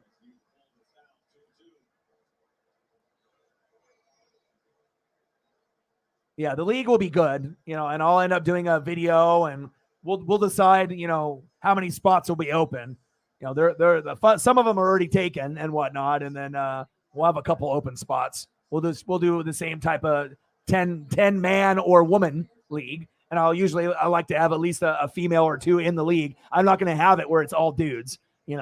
Plus, honestly, I like it when the girls are in there, because the girls that I usually have in my league are a threat to win it. So it's definitely, puts more pressure on, people that are very, very good as a guy, but like I said, if a girl ends up winning it, especially in my league or this league here, they're one of the smartest in their friend group, and they know what they're talking about. And, I don't mind helping people either. So yeah, it's going to be crazy. Yeah, I might just put you in it if you want to be in it. You had to do some of those other leagues and whatnot, and yeah, maybe we'll just throw you in there. I'll let you know. Big swing and a miss. Adcock with the K. Nice. One away. Yeah, I'll have a couple spots, so maybe we'll have Sarah and Zini. Maybe we'll have you as our honorary females. Yeah, I'll have at least two, but we want to make sure, we're going to do some names for some of them. So like if we do a 10-man league, we'll probably have like 4 or 5 openings, because some of them will already be taken and whatnot. So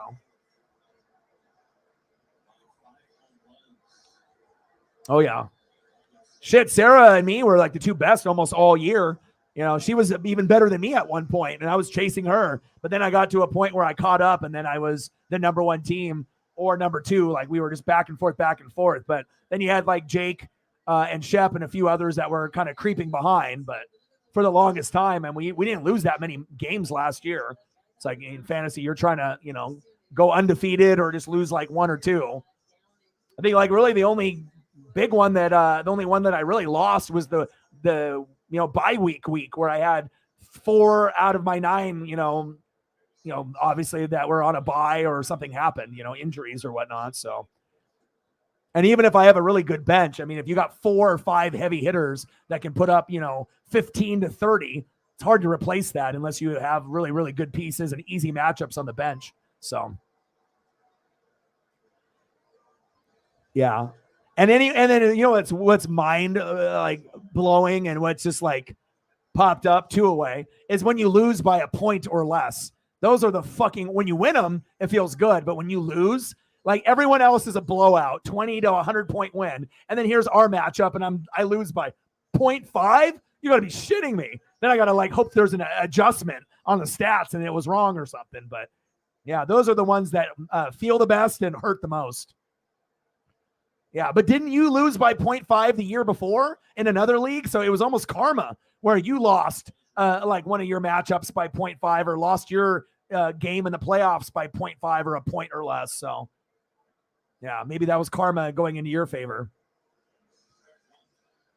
All right, bottom of the 8th, 4-3 O's. Runner at first, 2 away. Adcock on the mound.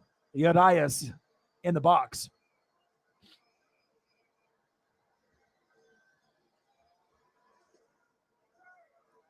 I like putting a name to a face. It's like we can see the, ticker or the information through like a, ESPN page, but I like to be able to put a name to a face. I'm a visual guy. Oh, 2 to 3 points. Yeah. How's mentally? I know you're really, really busy and whatnot. How's the mentals overall, Zini? Both of us have gone through a lot of ups and downs the last challenging couple years. Got him at first base. End of the 8th inning. But I hope that the mentals are good. I mean, I've been exercising more. I've cut back on beer and liquor. I'm walking every day, exercising with Paisley. We're going to the river every day. I got a river by my house, like 5-minute walk away. And, we post up and she'll eat grass and we'll watch fish jump and ducks go by. And it gives me, time to smoke if I want to and just kind of enjoy the, surroundings and whatnot. But yeah, I'm just trying to get my mentals on a good level. So.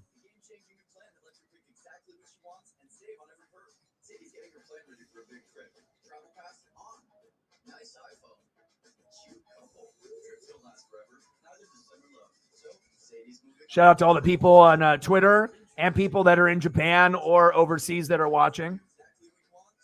Holy shit.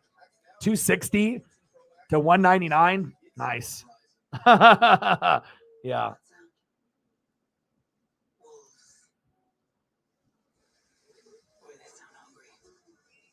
Girls are good at sports too. Damn right.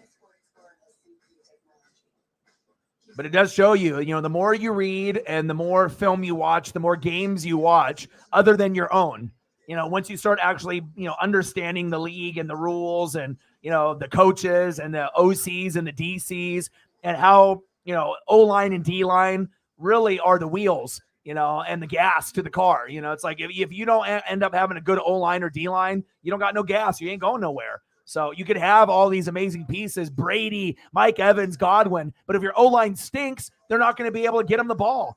Just like with Aaron Rodgers and some of these other guys, Carr. It's like, you had Jacobs and Devontae and Renfro, even though Renfro was hurt. You have all these pieces, right? But if you don't have time for them to go into their routes and you only have a second and a half when you need like 3 to go through the progressions, you're never going to be able to get the proper stats for those guys. So, yeah, but at least your Eagles are in a good position moving forward. I would say in the NFC, if you're an Eagle fan or a Niner fan or a Saint fan, obviously getting Carr there, it's looking pretty good for those 3 teams, including the Minnesota Vikings, the Hawks, the Seahawks, the Detroit Lions. It's looking pretty good, right? But the AFC, we already know. We got Mahomes, Burrow, Allen, Herbert, and then we'll see what the Dolphins do.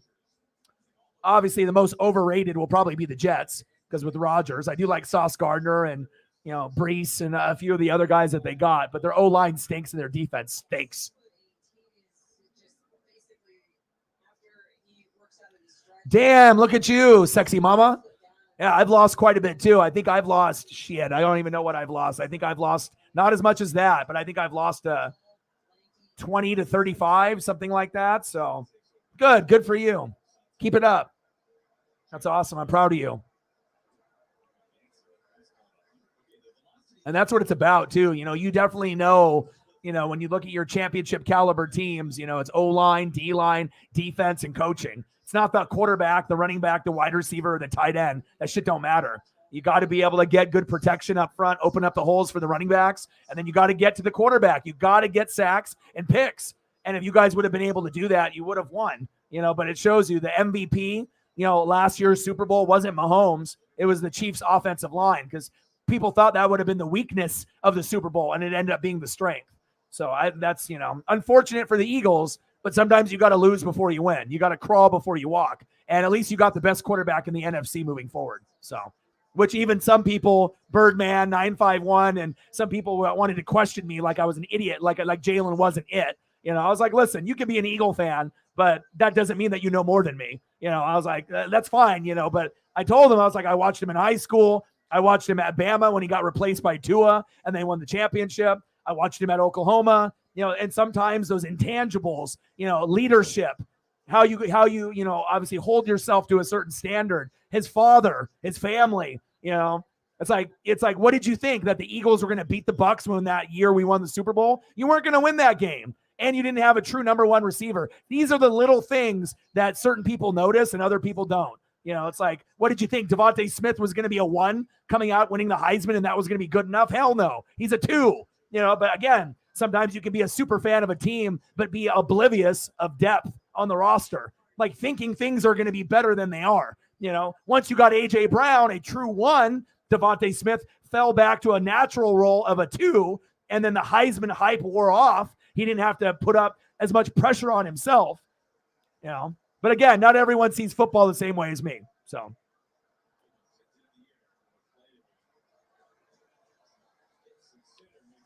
Popped up, 1 away.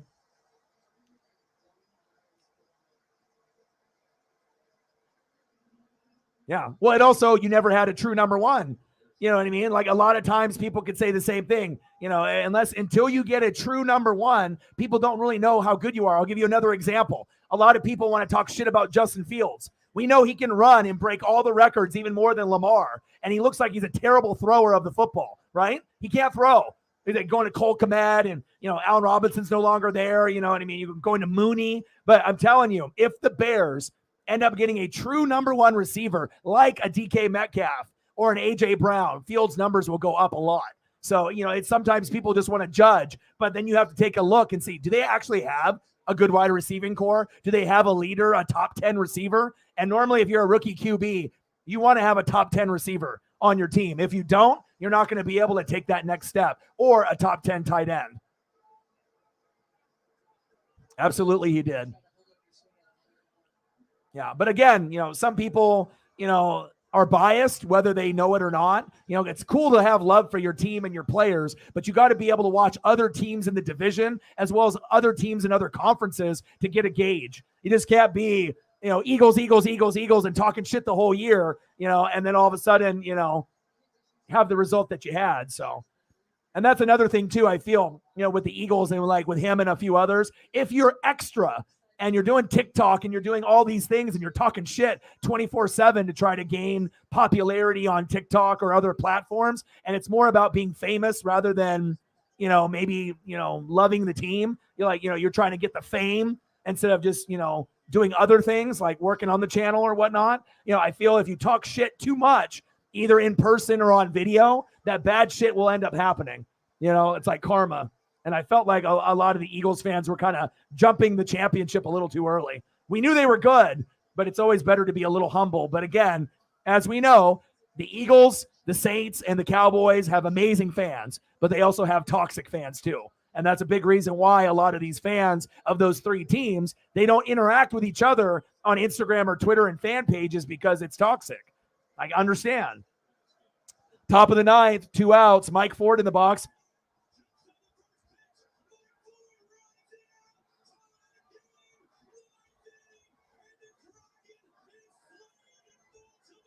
Let's go! Are you kidding me? Mike Ford! Woo! Let's go! 2 home runs by our DH. We're at the top of the ninth, 4-3, 2 outs. We're on our last guy, and what happens? We get a fucking home run. Let's go! Oh, baby! Let's go! Oh, my God. Mike Ford! Give him the trident. 2 homers this game. Get the fuck out of here. Wow. Let's go. What a game. And I just want to point this out. And I don't want to act like I have all the answers. I'm not going to be right all the time. At the beginning of the game, I said that the game could end up being 5-4. What's the score? 4-4. I mean, the sports gods, I say it, and then they deliver. Yesterday's game was 13-1, but I feel like every stream, I'm always going to have at least 1 or 2 ESP moments where I'll call something and then it happens like 30 seconds later or later in the game. I know that Tony Romo's on CBS, but I feel that, I can come up with as many predictions that come true as him. Sometimes I feel like more. Unbelievable. I can't believe we just tied that. Wow. That was awesome. Ford, baby! Let's go. Oh, my Mariner buddies are losing their goddamn minds. Let's go. We need this win, too. Oh, baby. Some good shit.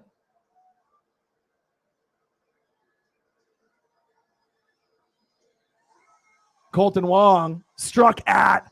All right, we're going to the bottom of the ninth. Can't believe that happened. Multi-homer game. Son of a bitch.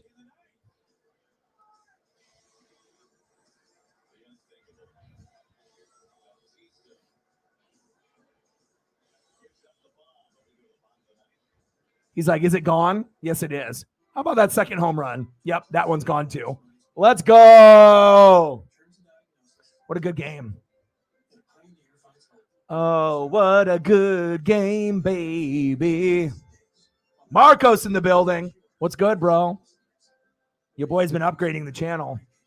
I'm grinding. Change up some colors. We got our traditional normal view. We still got the HD photos. Change the font, change some colors. Let's add a scoreboard and a stat page, right? Make it look like a video game stream. We can go like that as well. What's good, bro? I'm trying to take this channel to the next level. I'm trying to actually get pushed by YouTube for once instead of them holding me back. You know, it's time for us to get to 20K and beyond. It's time to stop fucking around and, you know, start getting more support, subs, views, donos, OGs, goats, mods. It's our time. Mike in the building. What's good? It's 4-4, baby.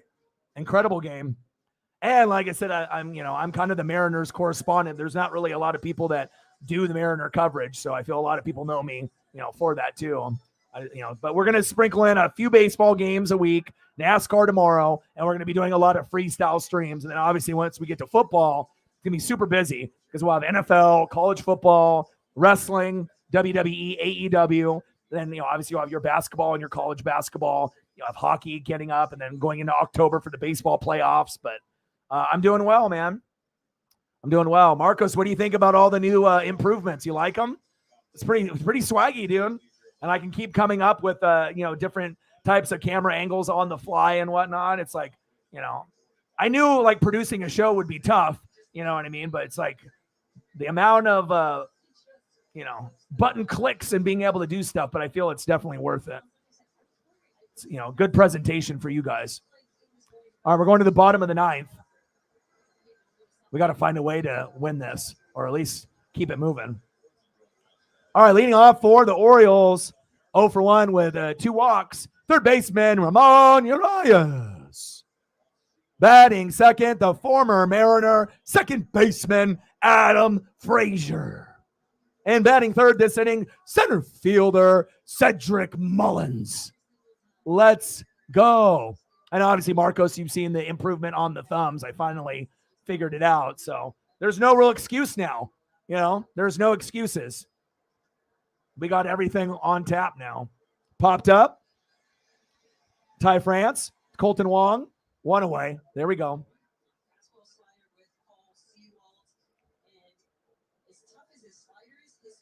Next up for the Orioles in the bottom of the ninth, 1 away, second baseman, Adam Frazier. Let's go. And I do think that people they'll try to copy the style, you know what I mean? But obviously, you know, often imitated, never duplicated. You know, there's definitely going to be people that are going to try the format copying and whatnot. But, you know, it also shows you too, you know, when, you know, you do a stream, it's not only about aesthetics, you know, and thumbnails. It's about who you are, you know, because I've seen people that have amazing thumbs and amazing graphics and layers on their stream, but they're just not really a good host. You know, they don't really know anything. It's just like they're trying to get famous just based off the looks of the channel and the thumbnail. But ultimately, you have to know things. You know, you have to be entertaining, have a good voice, good people, you know, in the room. Bottom of the ninth, we're knotted up at 4. Adam Frazier in the box, the former Mariner, hugging out with J.P. Crawford and Julio pregame. He is 2 for 3 with a run, RBI, and a K today. 1-2 count, fouled off. Come on, baby. Thanks, man. And you're one of the only ones that lives in Oregon that actually supports me. You know, like I said, it's, you know, on Facebook and, you know, platforms that aren't meant for dreams like this. You know, they want to see fucking pictures of dogs and cats and selfies. You know, no one necessarily is going to support me doing my dream and whatnot. We'll get more support, you know, in other places on social media.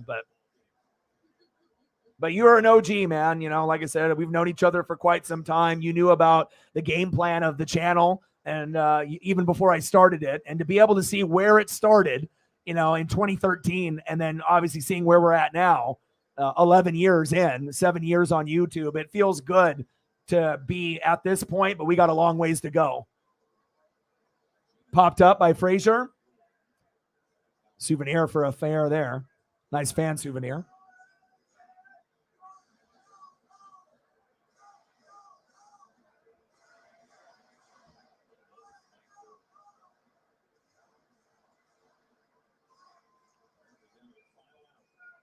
Come on, Seawald. I can't forget about you.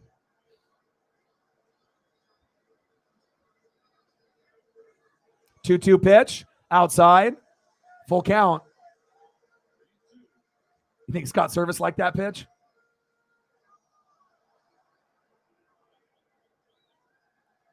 Come on, Paul. This is what I want to see, an interview. Walked him. Son of a bitch. Damn it. No smiles.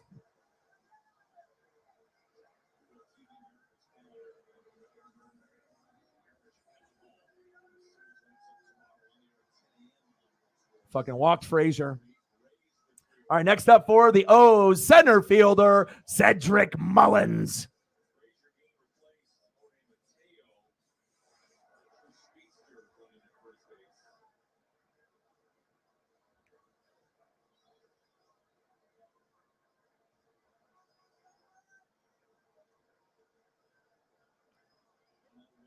Yeah, I'll be streaming. I was watching a little bit of that Xfinity. Is it over?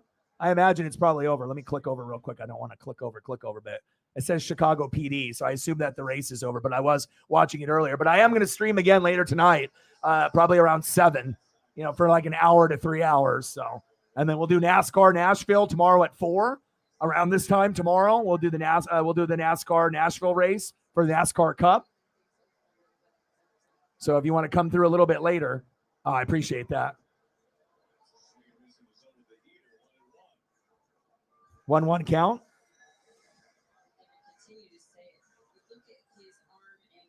Yeah, but I definitely think with everything, new, we're definitely going to have a spike. Baseball, NASCAR, and then especially on the NFL college football side and other things too. So I appreciate you guys very much. Let's go, baby. Shout out to all the people in Japan and overseas. We've gotten a little bit of spike from people that are overseas as well. Pitch is high, 2 balls, 2 strikes.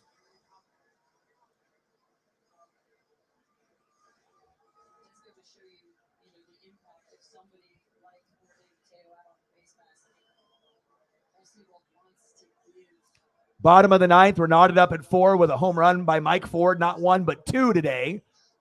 Popped up. Get it, Cal. Get it, Cal. Yes. Go back to first. Yes. Double play.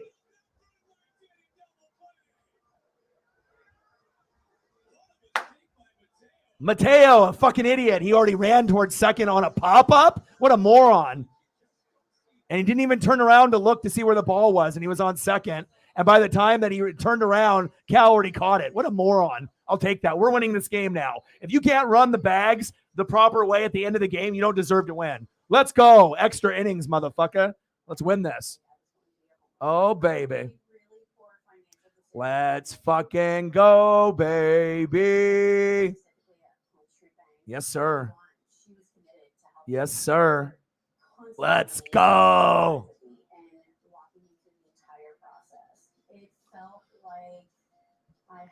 Man, I can't believe that Mike Ford's got 2 home runs.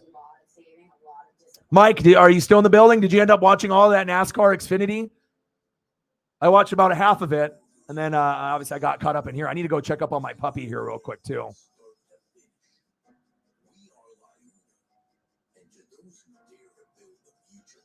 I appreciate you guys. Very nice. What a comeback for the M's. I mean, this was kind of my reaction for the first part of the game. I was like, well, I don't really know if we're going to be able to keep up. We won 13-1 yesterday off a 2-hour rain delay and then went off. But, hey, Mike Ford hits a home run in the bottom of the 9th with 2 outs. Yeah! That's what it's about, baby. Well, she's not a puppy anymore, but she's still my Paisley pup. Yeah. But she still acts like a puppy.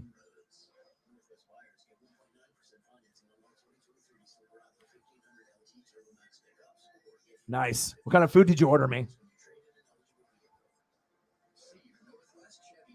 Marcos, my boy.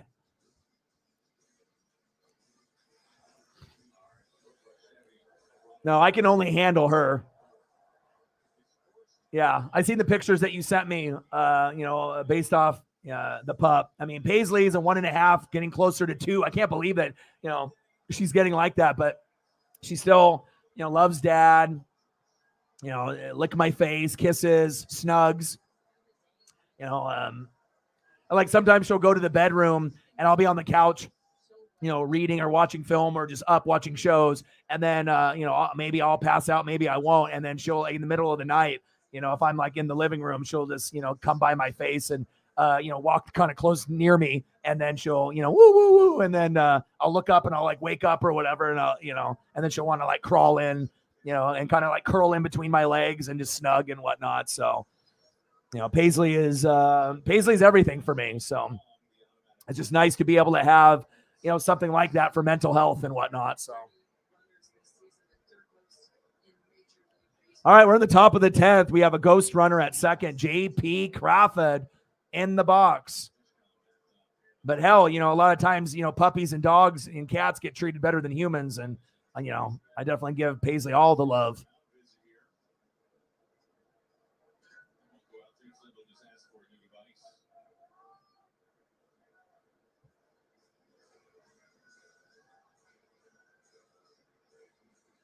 We're in the top of the 10th. J.P. Crawford in the box.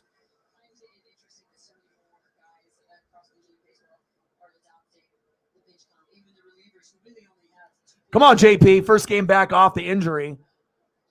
Had a little shoulder contusion. But he's back. Top of the 10th, 4-4. Ghost runner at second. We won yesterday 13-1. And let's not get it twisted. The Orioles are a fantastic team. They are what the Mariners or Blue Jays were last year. They will be able to possibly upset the Rangers or the Rays. If there was one team that could do it besides the Astros and Yankees, it's them this year. So I'm really excited to be able to call a game like this and to kind of spy and scout on this team. Colton Wong goes back to second. J.P. Crawford tossed out at first, one away. All right, I'll be on around 6:30, 7 o'clock. And we'll do a fan live stream, freestyle stream. We still need to figure out a name that we can use for our freestyle streams. It doesn't have to be Northwest Sports Fanatics or NWSF, but we need to figure out what we're going to name the freestyle streams and keep that name going. So next up, Julio Rodriguez, my boy, J-Rod. I was blessed to go to a couple games last year, and I ended up getting a Julio Rodriguez rookie foul ball against the Royals when I got to see Bobby Witt Jr. Went a couple weeks later, and believe it or not, I told people I'm going to go get an Aaron Judge ball when he had his 62 home run career season. Some people laughed. Some people thought I would get it, and lo and behold, I did. I don't think there's a better combo besides maybe Shohei Ohtani in the mix, but I haven't seen him yet. Top of the 10th, we're knotted up at 4. Runner at second. Julio, big swing and a miss. 1-1 count. Come on, J-Rod. Let's go, baby. Be electric. Come on, baby. Offense, defense. He's has a home run, and he's robbed a home run today. Come on, baby. Let's go, Julio. Chops it, foul. Come on, J-Rod.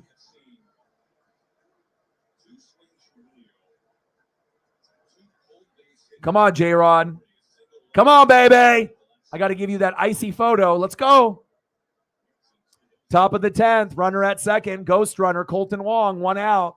1-2 pitch to Julio. Got him. And, of course, he chases like he always does. That's why his batting average is dog shit. It's like my favorite player, but he still needs to learn to work the count more, and he stopped chasing so much. But you got to give credit to the pitchers that are pitching to him, knowing that he'll chase on the first 2 pitches. That's why he ends up, having first pitch outs and second pitch outs like more than anyone on goddamn planet Earth. But I know he'll learn one day. Next up, first baseman, Ty France. Let's go. Come on, Ty.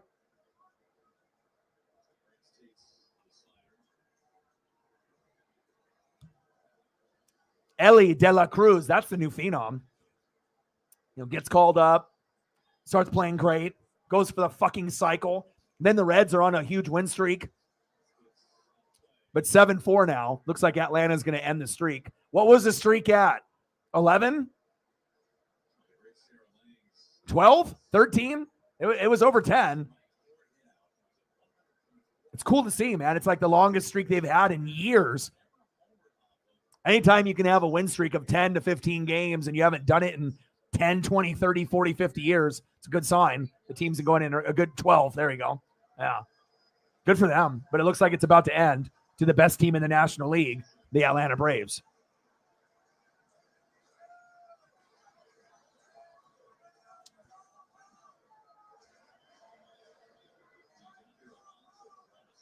Come on, Ty. 0 for 4, ground out in the 8th. Come on.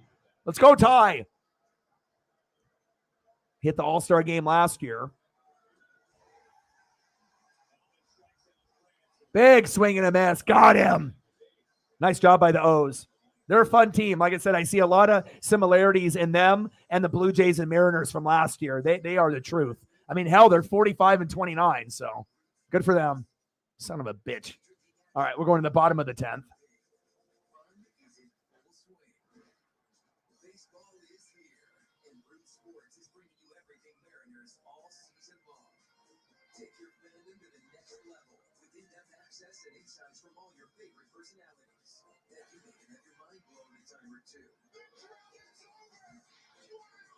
It's time to make the leap together because Mariners baseball lives on Roots. Zini, are you still in the building?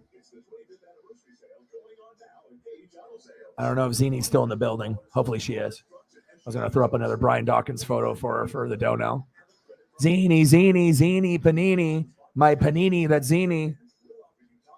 So many Paninis. So little Zinis. But even if she's not, I'll still represent.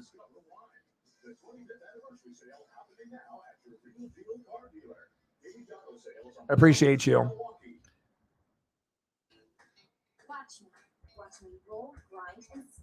And of course, anyone that don't knows, obviously you'll get first dibs on a little bit of whatever you like or whatever your favorites are. Some might say my condition is fake. My doctors would tell you I'm just redefining great. Watch me. Life-changing orthopedic excellence at Shriners Children's. I got to give you the logo too, though. We got to complete it. I'm not lazy. I like to go extra more than anyone. So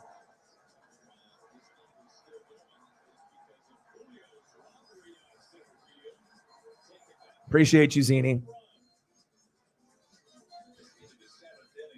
Boom, baby. Appreciate you.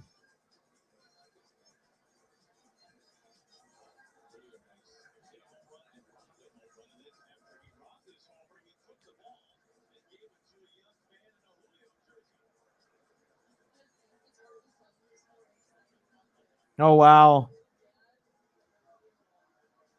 Julio gave a ball to a Mariner fan there in Baltimore in the outfield. Kid cried and went crazy. Dad hugged him. That's what baseball's all about, baby.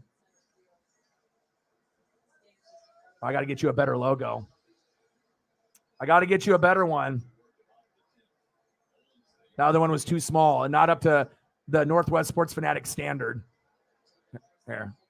Dawkins, because I love you. There we go. There we go. Appreciate you. We already know he's a legend.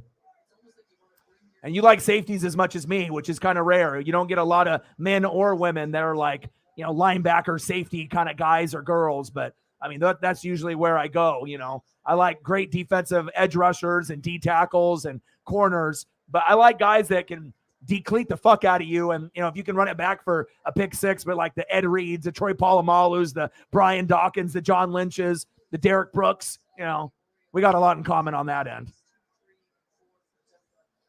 Ooh, Cincinnati did come back. 7-6. Ooh. Ellie De La Cruz. What did he do so far? Popped up by Rushman.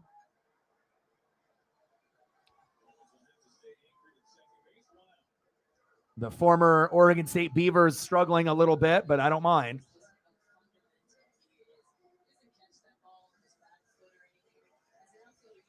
Popped up, one away. Ghost Runner still at second. Bottom of the 10th. We're knotted up at 4. Next up for the O's, DHing for Baltimore, Anthony Santander. And he homered to center 4:15 in the bottom of the 3rd. Cool photo. No more homers for you, though, Anthony. Fuck out of here. You already got one. I don't need you to go for another.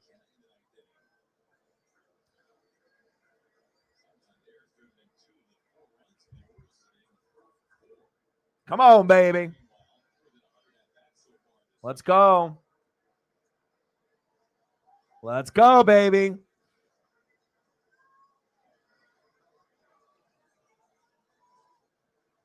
I got Ryan McKenna in. It's like, why would you put McKenna in at this point? I mean, you had Santander that homered and singled to right. Frazier scored. Santander got thrown out at second. So if you had someone that's very, very good at the DH this particular day, why would you replace him at the end of the game? What are the Orioles thinking? Like, oh, the guy at DH hit a home run today. Let's just take him out. Like, that's like the dumbass, type of thing. Like if Mike Ford for the Mariners hit a home run and we would have taken him out and we would have lost, but we kept him in and he hit 2 home runs instead of 1.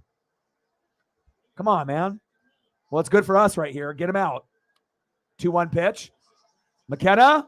Uh-oh, he hit a homer. Get the fuck out of here. And they just won the game. Get the fuck out of here. They went in for the DH and they just won the game. You got to be shitting me. Well, I guess it was a smart move. But I was like, okay, you took out a guy that already had a couple runs, for him. I don't know what that Orioles manager knew, but he knew something, and he put in a guy that was fresh to hit. And, of course, he hits a 2-run bomb and we lose. What the fuck? You got to be shitting me. I couldn't even believe that. Oh! Good win for Baltimore. I have nothing bad to say about them, but son of a bitch. Are you shitting me? You got to be shitting me. Fuck! Oh, my God. I can't believe that. Unbelievable. I'll still throw up a photo of him. Oh, my God. Who is pitching? Topa? You fucking bum. Jesus Christ. How do you lose a game like that? But I guess we homered to get there.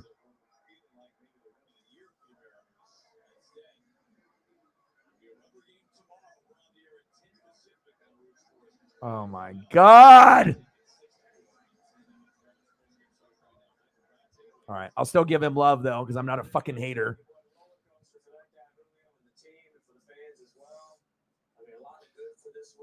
That's unbelievable. And, and I want to bring up another thing that I didn't bring up before, okay? You have a guy that's DH. He hits a home run. He plays well. When they made that move, right, Santander was 4 for 4. When's the last time you've seen a guy go 4 for 4? They pull him, they bring in another guy, Ryan McKenna, and then this motherfucker goes yard and wins the game. What?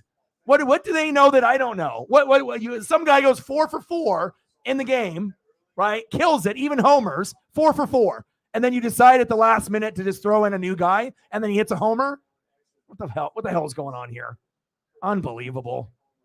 It's one thing, it's bad enough where, the guy was 4 for 4 and then you took him out, but then that to happen? Unbelievable. Unreal. But you know what? I have nothing bad to say about Baltimore. I really do enjoy watching them. They're a fantastic team, and I knew it was going to be tough. We won the first game 13-1. So what an emotional back and forth. I thought it could be 5-4. The sports gods make it 6-4. Man, unbelievable.